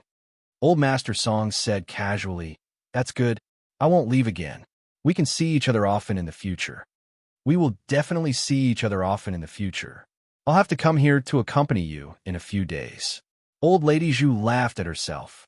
Old Master Song asked worriedly, "What's wrong?" When people get old, they're always sick. It's not a big problem. The children are worried about them and let them stay in the hospital for a while. We can't persuade them. Old Lady Zhu chuckled. Old Master Song laughed and said, "That's true. But the children are also doing this for our own good." Old Lady Zhu didn't say anything this time. She had been out for a long time, and her body was a little tired. Moreover, she didn't want to disturb Old Master Song for too long. However, she couldn't say something directly at this time. Otherwise, her daughter, Zhu Qingwen, and daughter-in-law, Wu Yajun, would definitely think too much. Therefore, the smart old lady used her eyes to convey the meaning to Old Master Song. Old Master Song had been in a high position for a long time. How could he not understand Old Master Zhu's meaning? Moreover, when he calmed down just now, he wondered why Old Lady Zhu suddenly came back to Beijing. It was very likely that it had something to do with the matter of the Qin family. This was the only possibility he could think of. Therefore, Old Master Song took the initiative to say to the others, "Children, you can all leave for a while. Let us two old guys talk about something." After Old Master Song finished his words, the expressions on the others' faces changed. They couldn't help but guess something.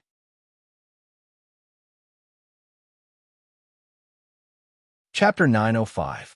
Since Old Master Song had already said so, Zhu Qingwen, Wu Yajun, and Song Husheng were all juniors, so they naturally had no reason to refuse. They smiled at the two elders and left the intensive care unit. When Zhu Qingwen left, she subconsciously looked back at the two old people. Old Master Song's power was there. Although he had retired for many years, no one dared to underestimate Old Master Song's power. Could it be that the old lady returned to Beijing this time to see Old Master Song?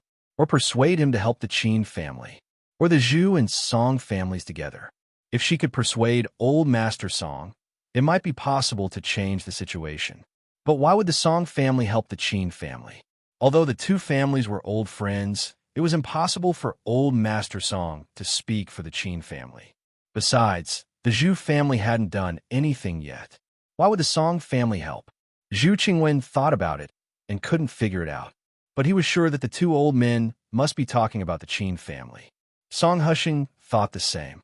The old lady of the Zhu family suddenly came back to Beijing, which was very sensitive. The old lady of the Zhu family hadn't come back for so many years in Shanghai. Now she came back at this time. What else could it be except for the Qin family? But Song Husheng was also curious. The Zhu family had never liked the Qin family. It was Qin Ran who had maintained the relationship. It was impossible for them to help at this time. If they wanted to help, they would have done it long ago.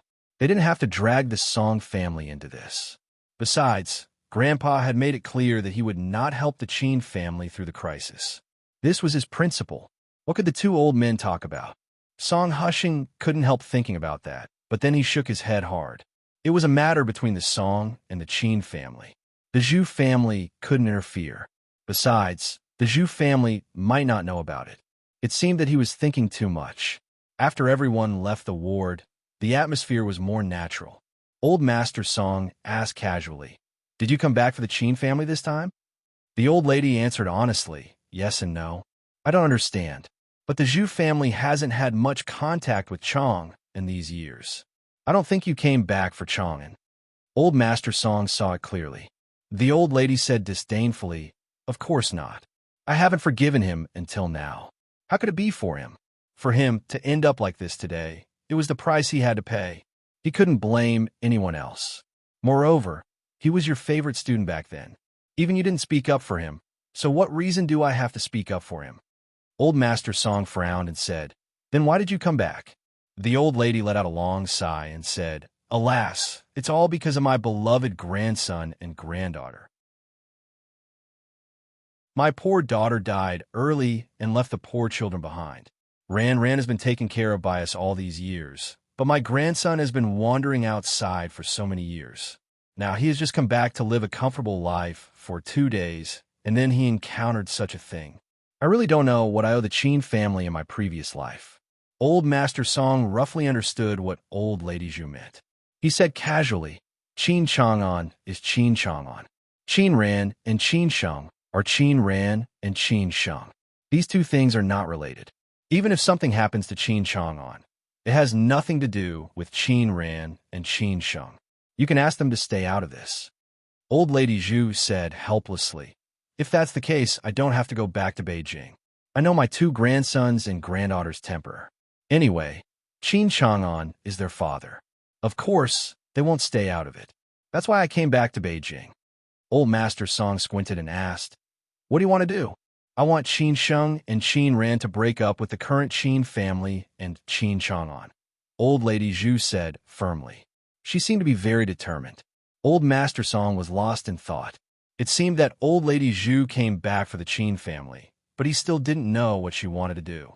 Seeing that Old Master Song didn't say anything, Old Lady Zhu smiled and said, don't you want to know what I will do? Since you can come back to Beijing, it seems that you have thought about what to do. I just hope that it won't involve too many people. Old Master Song felt a headache and shook his head helplessly. Old Lady Zhu laughed and said, brother, you think too much. I don't have so many ideas. It's enough to do 3 things. As for the result, it's not up to me. I just don't want to see others bully my 2 grandsons and granddaughters. I just hope they can live a better life in the future. I hope everything goes well for you, Old Master Song said lightly. At this time, Old Lady Zhu said, but one of them needs the help of the Song family. This is also the reason why I came here today. I didn't want to do this, but without the Song family, I'm afraid that the Zhu family won't agree. Old Lady Zhu's words made Old Master Song even more confused. What on earth did this old lady want to do today? Even he couldn't figure it out. He asked curiously, what is it? I want to know. Old Lady Zhu slowly said the purpose of this trip. She said, Qin Sheng and Ruyu's marriage. After Old Lady Zhu threw out the answer, Old Master Song instantly understood what was going on. It turned out that Old Lady Zhu wanted to tie the Song family to the Zhu family by force. Old Master Song felt like he had been fooled.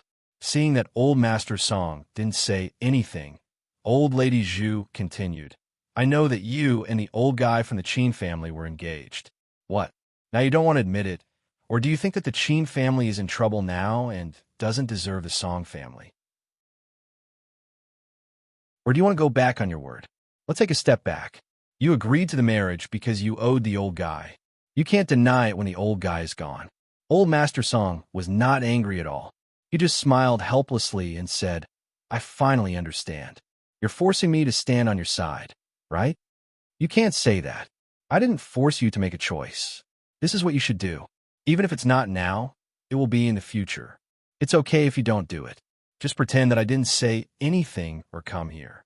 Besides, even if you did it, you actually didn't do anything.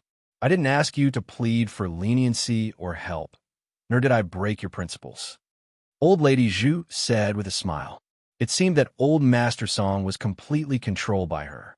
It seemed that it was true.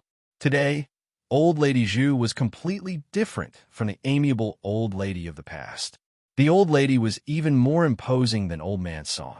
The 2 old people, who were nearly 100 years old, were having an interesting confrontation. No one knew who would win in the end.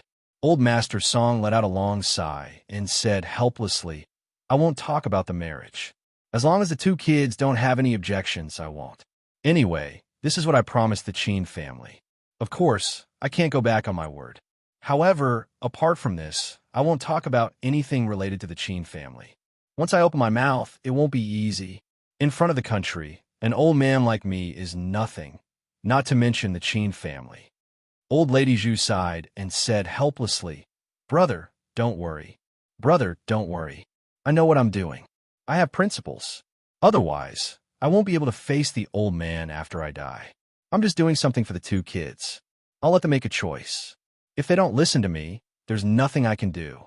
That's the path they've chosen, and they'll walk it, the old lady said seriously. Today, she had come to Old Master Song with a thick face.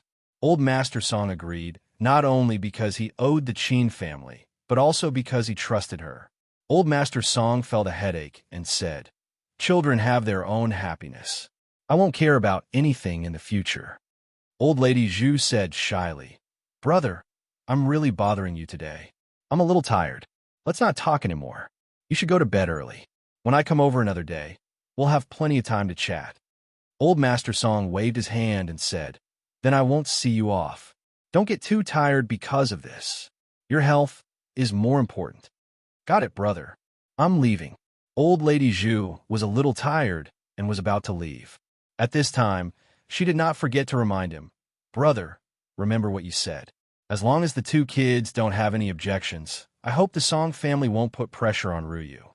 Otherwise, it will be considered as breaking the contract. Don't worry, I won't, Old Master Song said directly with his eyes closed. After chatting for so long, he was really a little tired. He had talked enough today and was really sleepy now. He really did not expect that Old Lady Zhu would make such a move. The Song family had no choice but to choose. If the two kids really agreed to this, the Song family would be on the Qin family's side even if they did not take the initiative to help.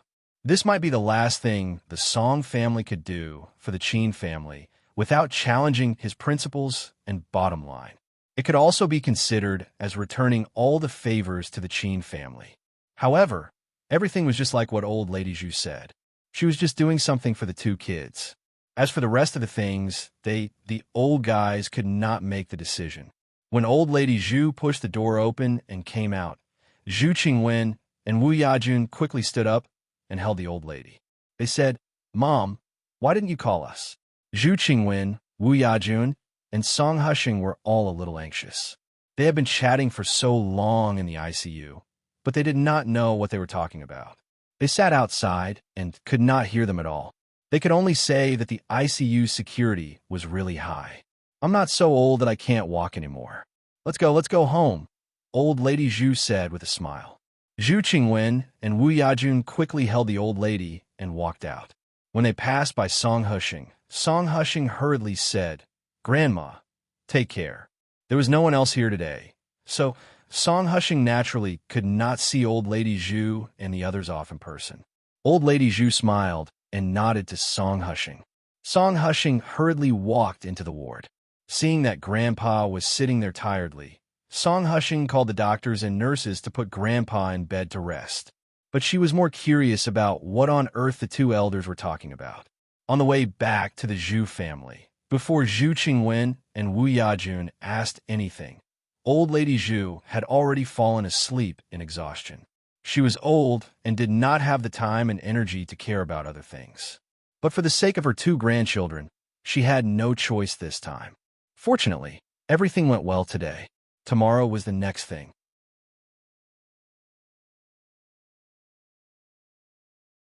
Chapter 906.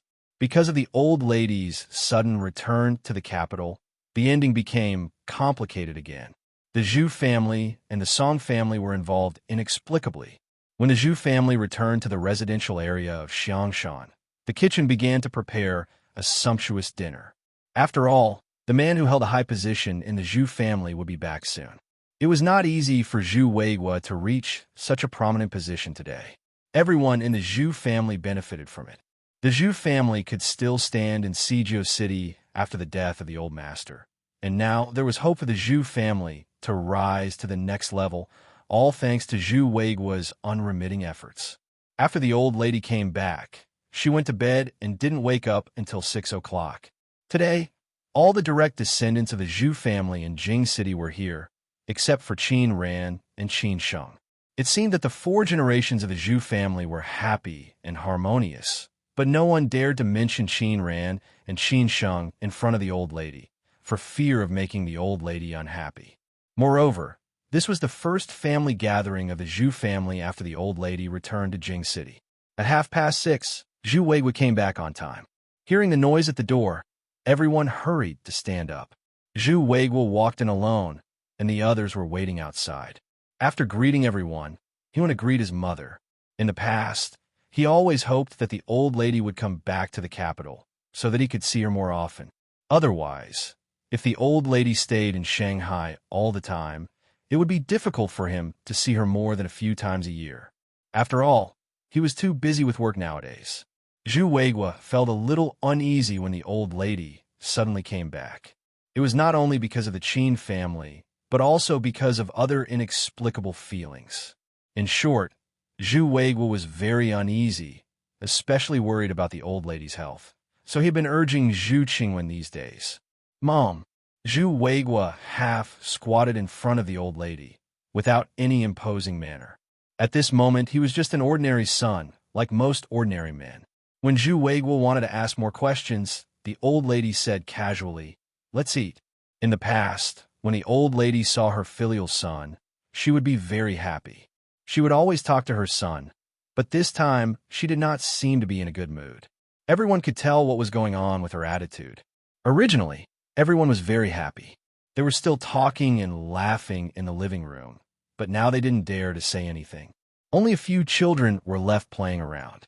The old lady quite liked these little guys. In order to ease the awkward atmosphere, Zhu Qingwen, Wu Yajun, and the others took the initiative to chat. Zhu Weigua also talked about what was going on outside, intentionally or unintentionally. When he took the initiative to talk to the old lady also responded intermittently. Everyone could feel that the old lady was not in a good mood. The old lady did not eat much. She was full after eating a few mouthfuls. She put down her chopsticks and looked at everyone in the room casually. Then she sighed and said, "Hey, you guys eat. I'm a little tired." The nanny and servants hurriedly helped the old lady to leave. Zhu Qingwen and Wu Yajun wanted to help, but they were all rejected by the old lady. They were also somewhat helpless. Zhu Weigua frowned and said, "What's wrong?" Zhu Qingwen said, "Honestly, she's been like this since she came back from the hospital. I don't know what she talked about with old Master Song. We can't let her continue like this. Sooner or later, something bad will happen." Zhu Jiao interrupted and said, "Grandma must miss my cousin and my cousin." Zhu Qingwen stared at her son, Zhu Jiao, but did not deny anything. Zhu Weigua, of course, knew what was going on. He also let out a long sigh and said, "This thing has to be solved sooner or later. Otherwise, it will definitely be a problem for the old lady." Everyone knew what was going on, but no one knew what to do. Zhu Qingwen could only feel relieved and said, "How to solve it?" Zhu Weigua did not want to be entangled in this matter for too long. He said helplessly, "Let's eat. I'll think about it later." For the Zhu family, this was something they had to face even if they did not want to. If they did not solve this problem, the old lady would always be worried about it. For the old lady, who was not in good health, it would be a problem sooner or later. So far, in the Qin family, only Qin Sheng knew that the old lady had returned to Beijing. The others did not know it yet. As for the outside world, few people, including the sixth uncle, knew it. They did not expect that the old lady of the Zhu family would come back when the dust had settled. Naturally, they did not dare to secretly monitor the Zhu family. Once they were found out, the problem would be serious. Not only would the Zhu family fight back fiercely, but also it was possible to offend more people. Everyone knew that as long as Zhu Weigua held this position for a long time, the Zhu family would have more and more students in the military in the future, which played a crucial factor for the growth of the next generation of the Zhu family. Qin Sheng was not at the Shishan villa tonight. Although it was not far from the community where the old lady lived, he would not take the initiative to contact his grandmother before the old lady took the initiative to summon him. Otherwise, he would be disliked by the whole Zhu family. Today, an old friend came to Shanghai. Although Qin Sheng was busy with trivial things, he still had time to invite his old friend to dinner. This old friend was Xue Qingyan, who happened to come to Beijing on a business trip. She hesitated for a long time and finally called Qin Sheng, for fear that Qin Sheng would be too busy and disturb her. What to eat was not important. Xue Qingyan just wanted to see Qin Sheng, so she asked Qin Sheng to find a food stall casually. She could go to Qin Sheng directly after she finished her work, so Qin Sheng did not need to go to the city. Finally, Qin Sheng chose the food stall that he happened to pass by that day. At this time, Xue Qingyan had not come yet, so Qin Sheng randomly ordered 2 cold dishes. The boss took the initiative to talk to Qin Sheng and talked about the interesting things that happened that night. He did not expect to see Qin Sheng again. Only then did Qin Sheng know that the man finally drank 2 bottles of beer in the rain and left. When he paid the bill, the boss gave the man Qin Sheng's contact information. After the man took the note, he said, "If you see him again, tell him that when I return to Beijing again, I will invite him to dinner." Qin Sheng felt that it was quite interesting. As for whether he could have this meal in the future, he did not know. What he had experienced during this period of time made him realize that it was really hard to fight against fate. Everyone could say that they were in control of their own fate, but in the face of the real world, who could fight against it? It did not take long for Xue Qingyin to come here. She directly took a taxi and came here. Such a royal sister appearing in such an environment in the food stall was really out of place. It could not help but attract the surrounding people to point at her, and even the boss looked at her a few more times. However, everyone was not curious. After all, the man sitting opposite the royal sister drove a luxury car to eat at the food stall. It seemed that there was a driver and bodyguard. It was normal to be accompanied by a beautiful woman. After all, the world of the rich was beyond their understanding. After sitting down, Xue Qingyin smiled and complained, "This place is so far away. I definitely can't find it without the GPS." Qin Sheng chuckled and said, "I said that I would go to find you, but you insisted on coming here. Later, I can only ask the driver to send you back. Otherwise, how can I dare to rest assured? Are you feeling sorry for me?" Xue Qingyin said half-jokingly. Qin Sheng nodded and said, "You are my sister. I should feel sorry for you." Xue Qingyin smiled and did not speak. She just looked down at the menu. Their relationship had reached a point where there was no more breakthrough. It seemed that both of them knew each other's feelings, but no one was willing to take a step further. Moreover, Qin Sheng did not have time to care about these feelings.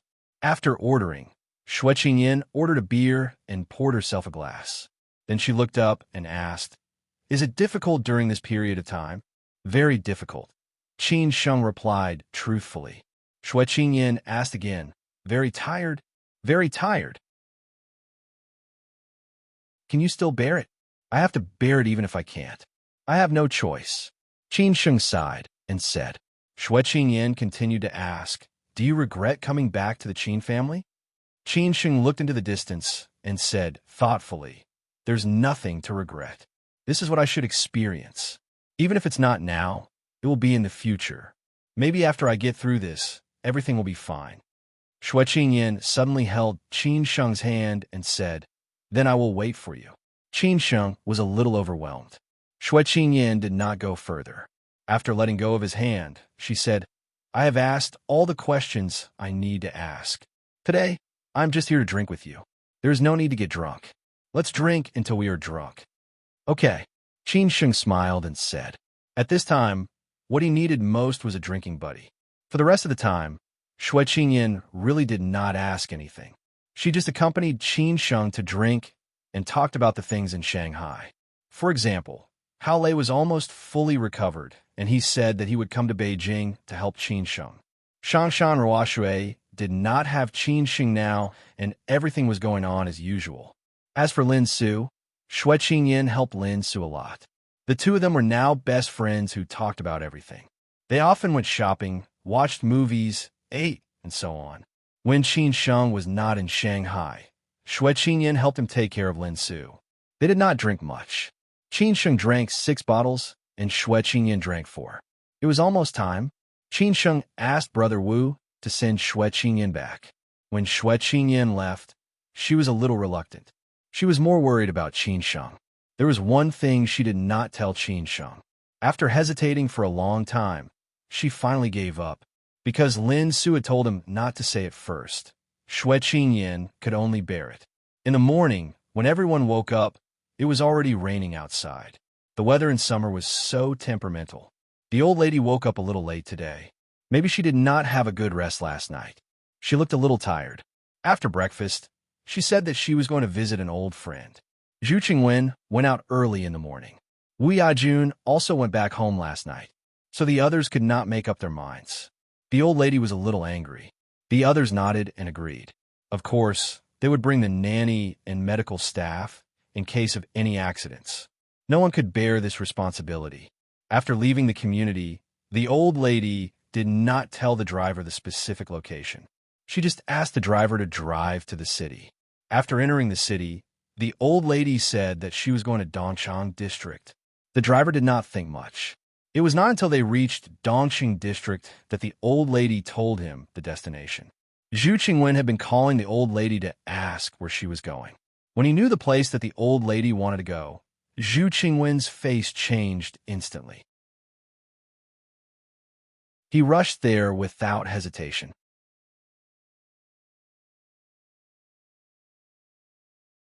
Chapter 907. Of course, the old lady would not tell them where she was going. If she told them the destination directly, it would be very troublesome. For example, her son and daughter would ask her what she was going to do there. As long as she wanted to go there, no one could stop her. However, the old lady did not want to cause so much trouble, so she went out in such a low-key manner. In an alley north of Dengshiko West Street, the Qin family's Sihiyuan was hidden. There were several big shots of other families living in this alley. However, this alley was not very peaceful these days. It was unusually lively. You could often meet all kinds of strangers in the alley. They kept an eye on the inside and outside of the alley, especially the gate of the Qin family. If there was any movement, they would rush over immediately like a swarm of locusts. Those who could live here were either rich or noble. Most of them did not like to be disturbed by others. In the end, they had no choice but to stay here for a while. Of course, they knew what was going on and what had happened to the Qin family, but they did not have much contact with the Qin family before. Today, the alley was suddenly a little quiet, not as lively as before. It seemed that there were patrol cars at the entrance of the alley, forbidding strange cars from entering.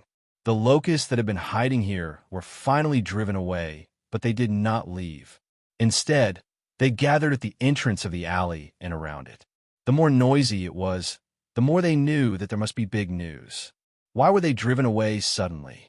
That was because Zhu Weigua had called to arrange it. The old lady suddenly went to the Qin family's Sihiyuan without warning. Zhu Weigua naturally did not want more people to know such a big thing, which would release a different message to the outside world. People would subconsciously think that the Zhu family was on the Qin family side.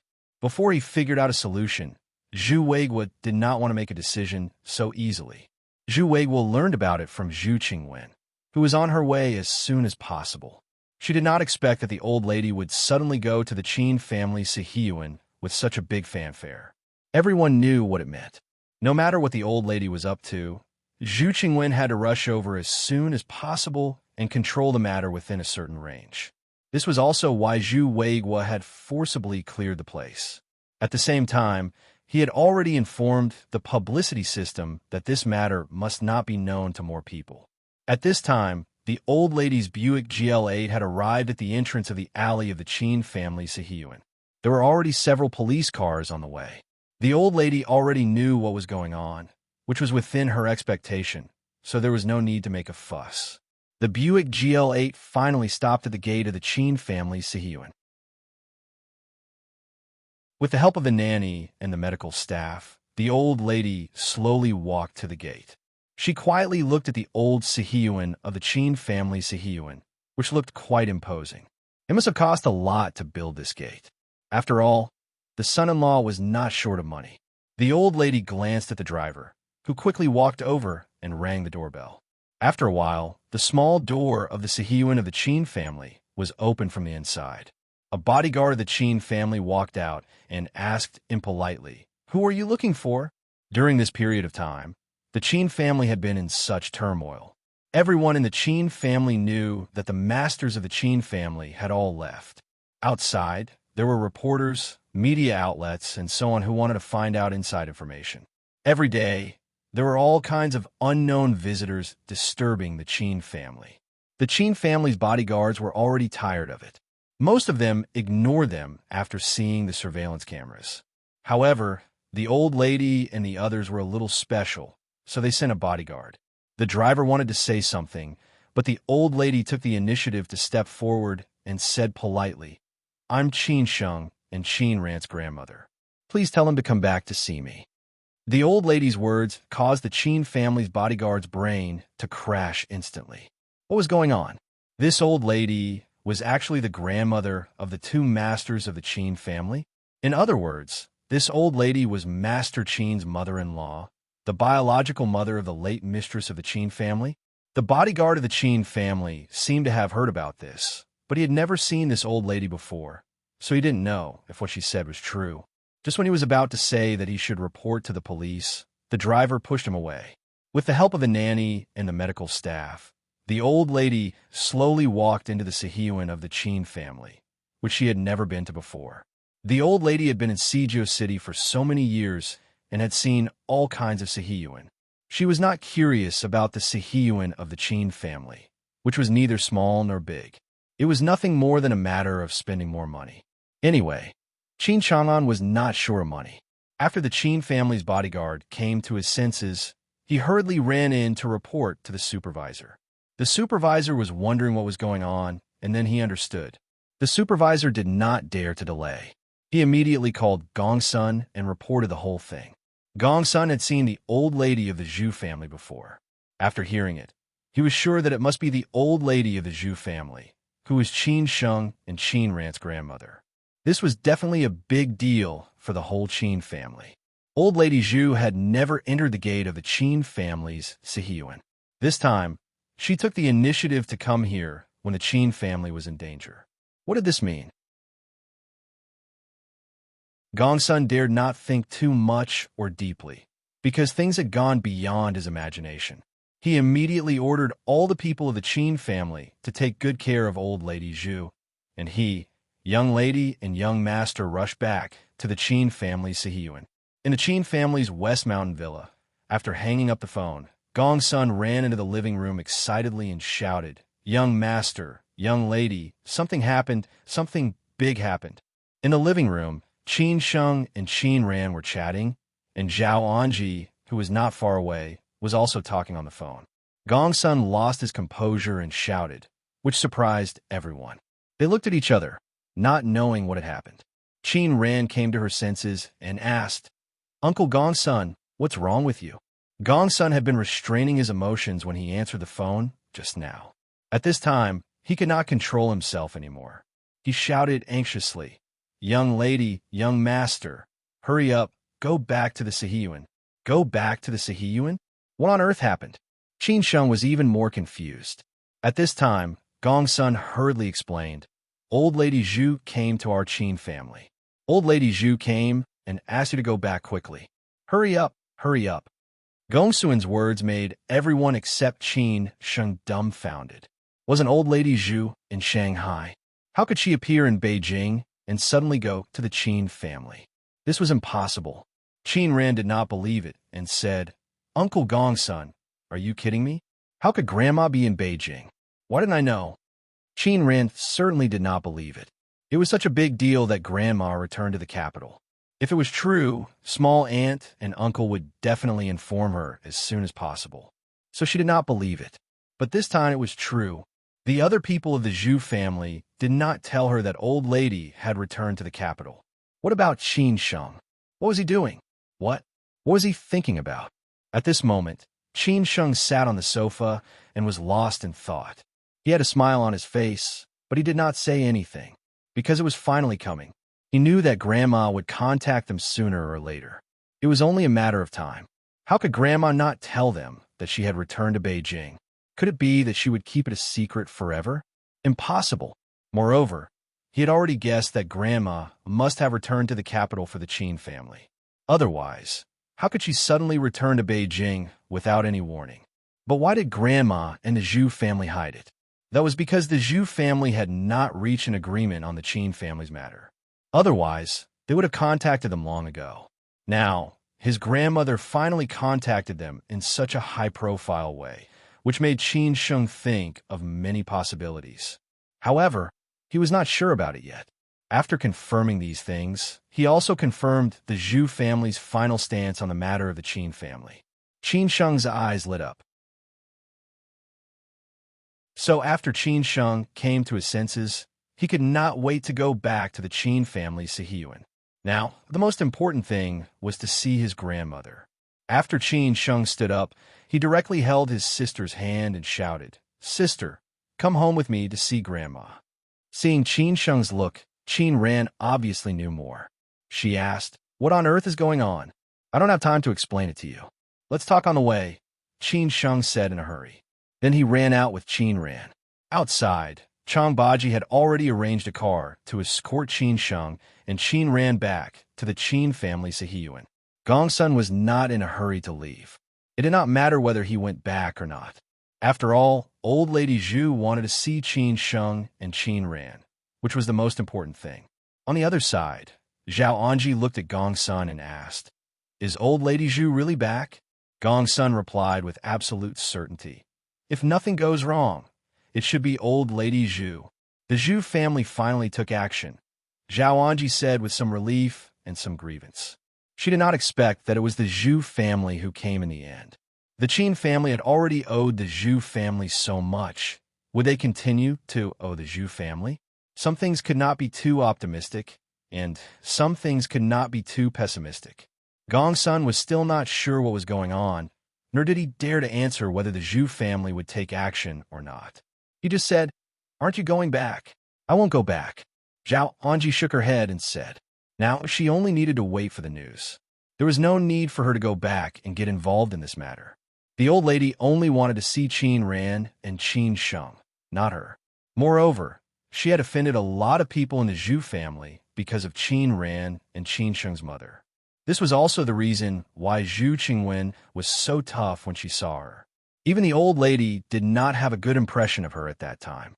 In the Qin family Sihiyuan, everyone in the Qin family was a little uneasy, because this gray-haired old lady was really the grandmother of young Master and young Mississippi. No one dared to treat her lightly. They were busy as if they were walking on thin ice, for fear of displeasing the old lady. After the old lady came in, she sat in the yard.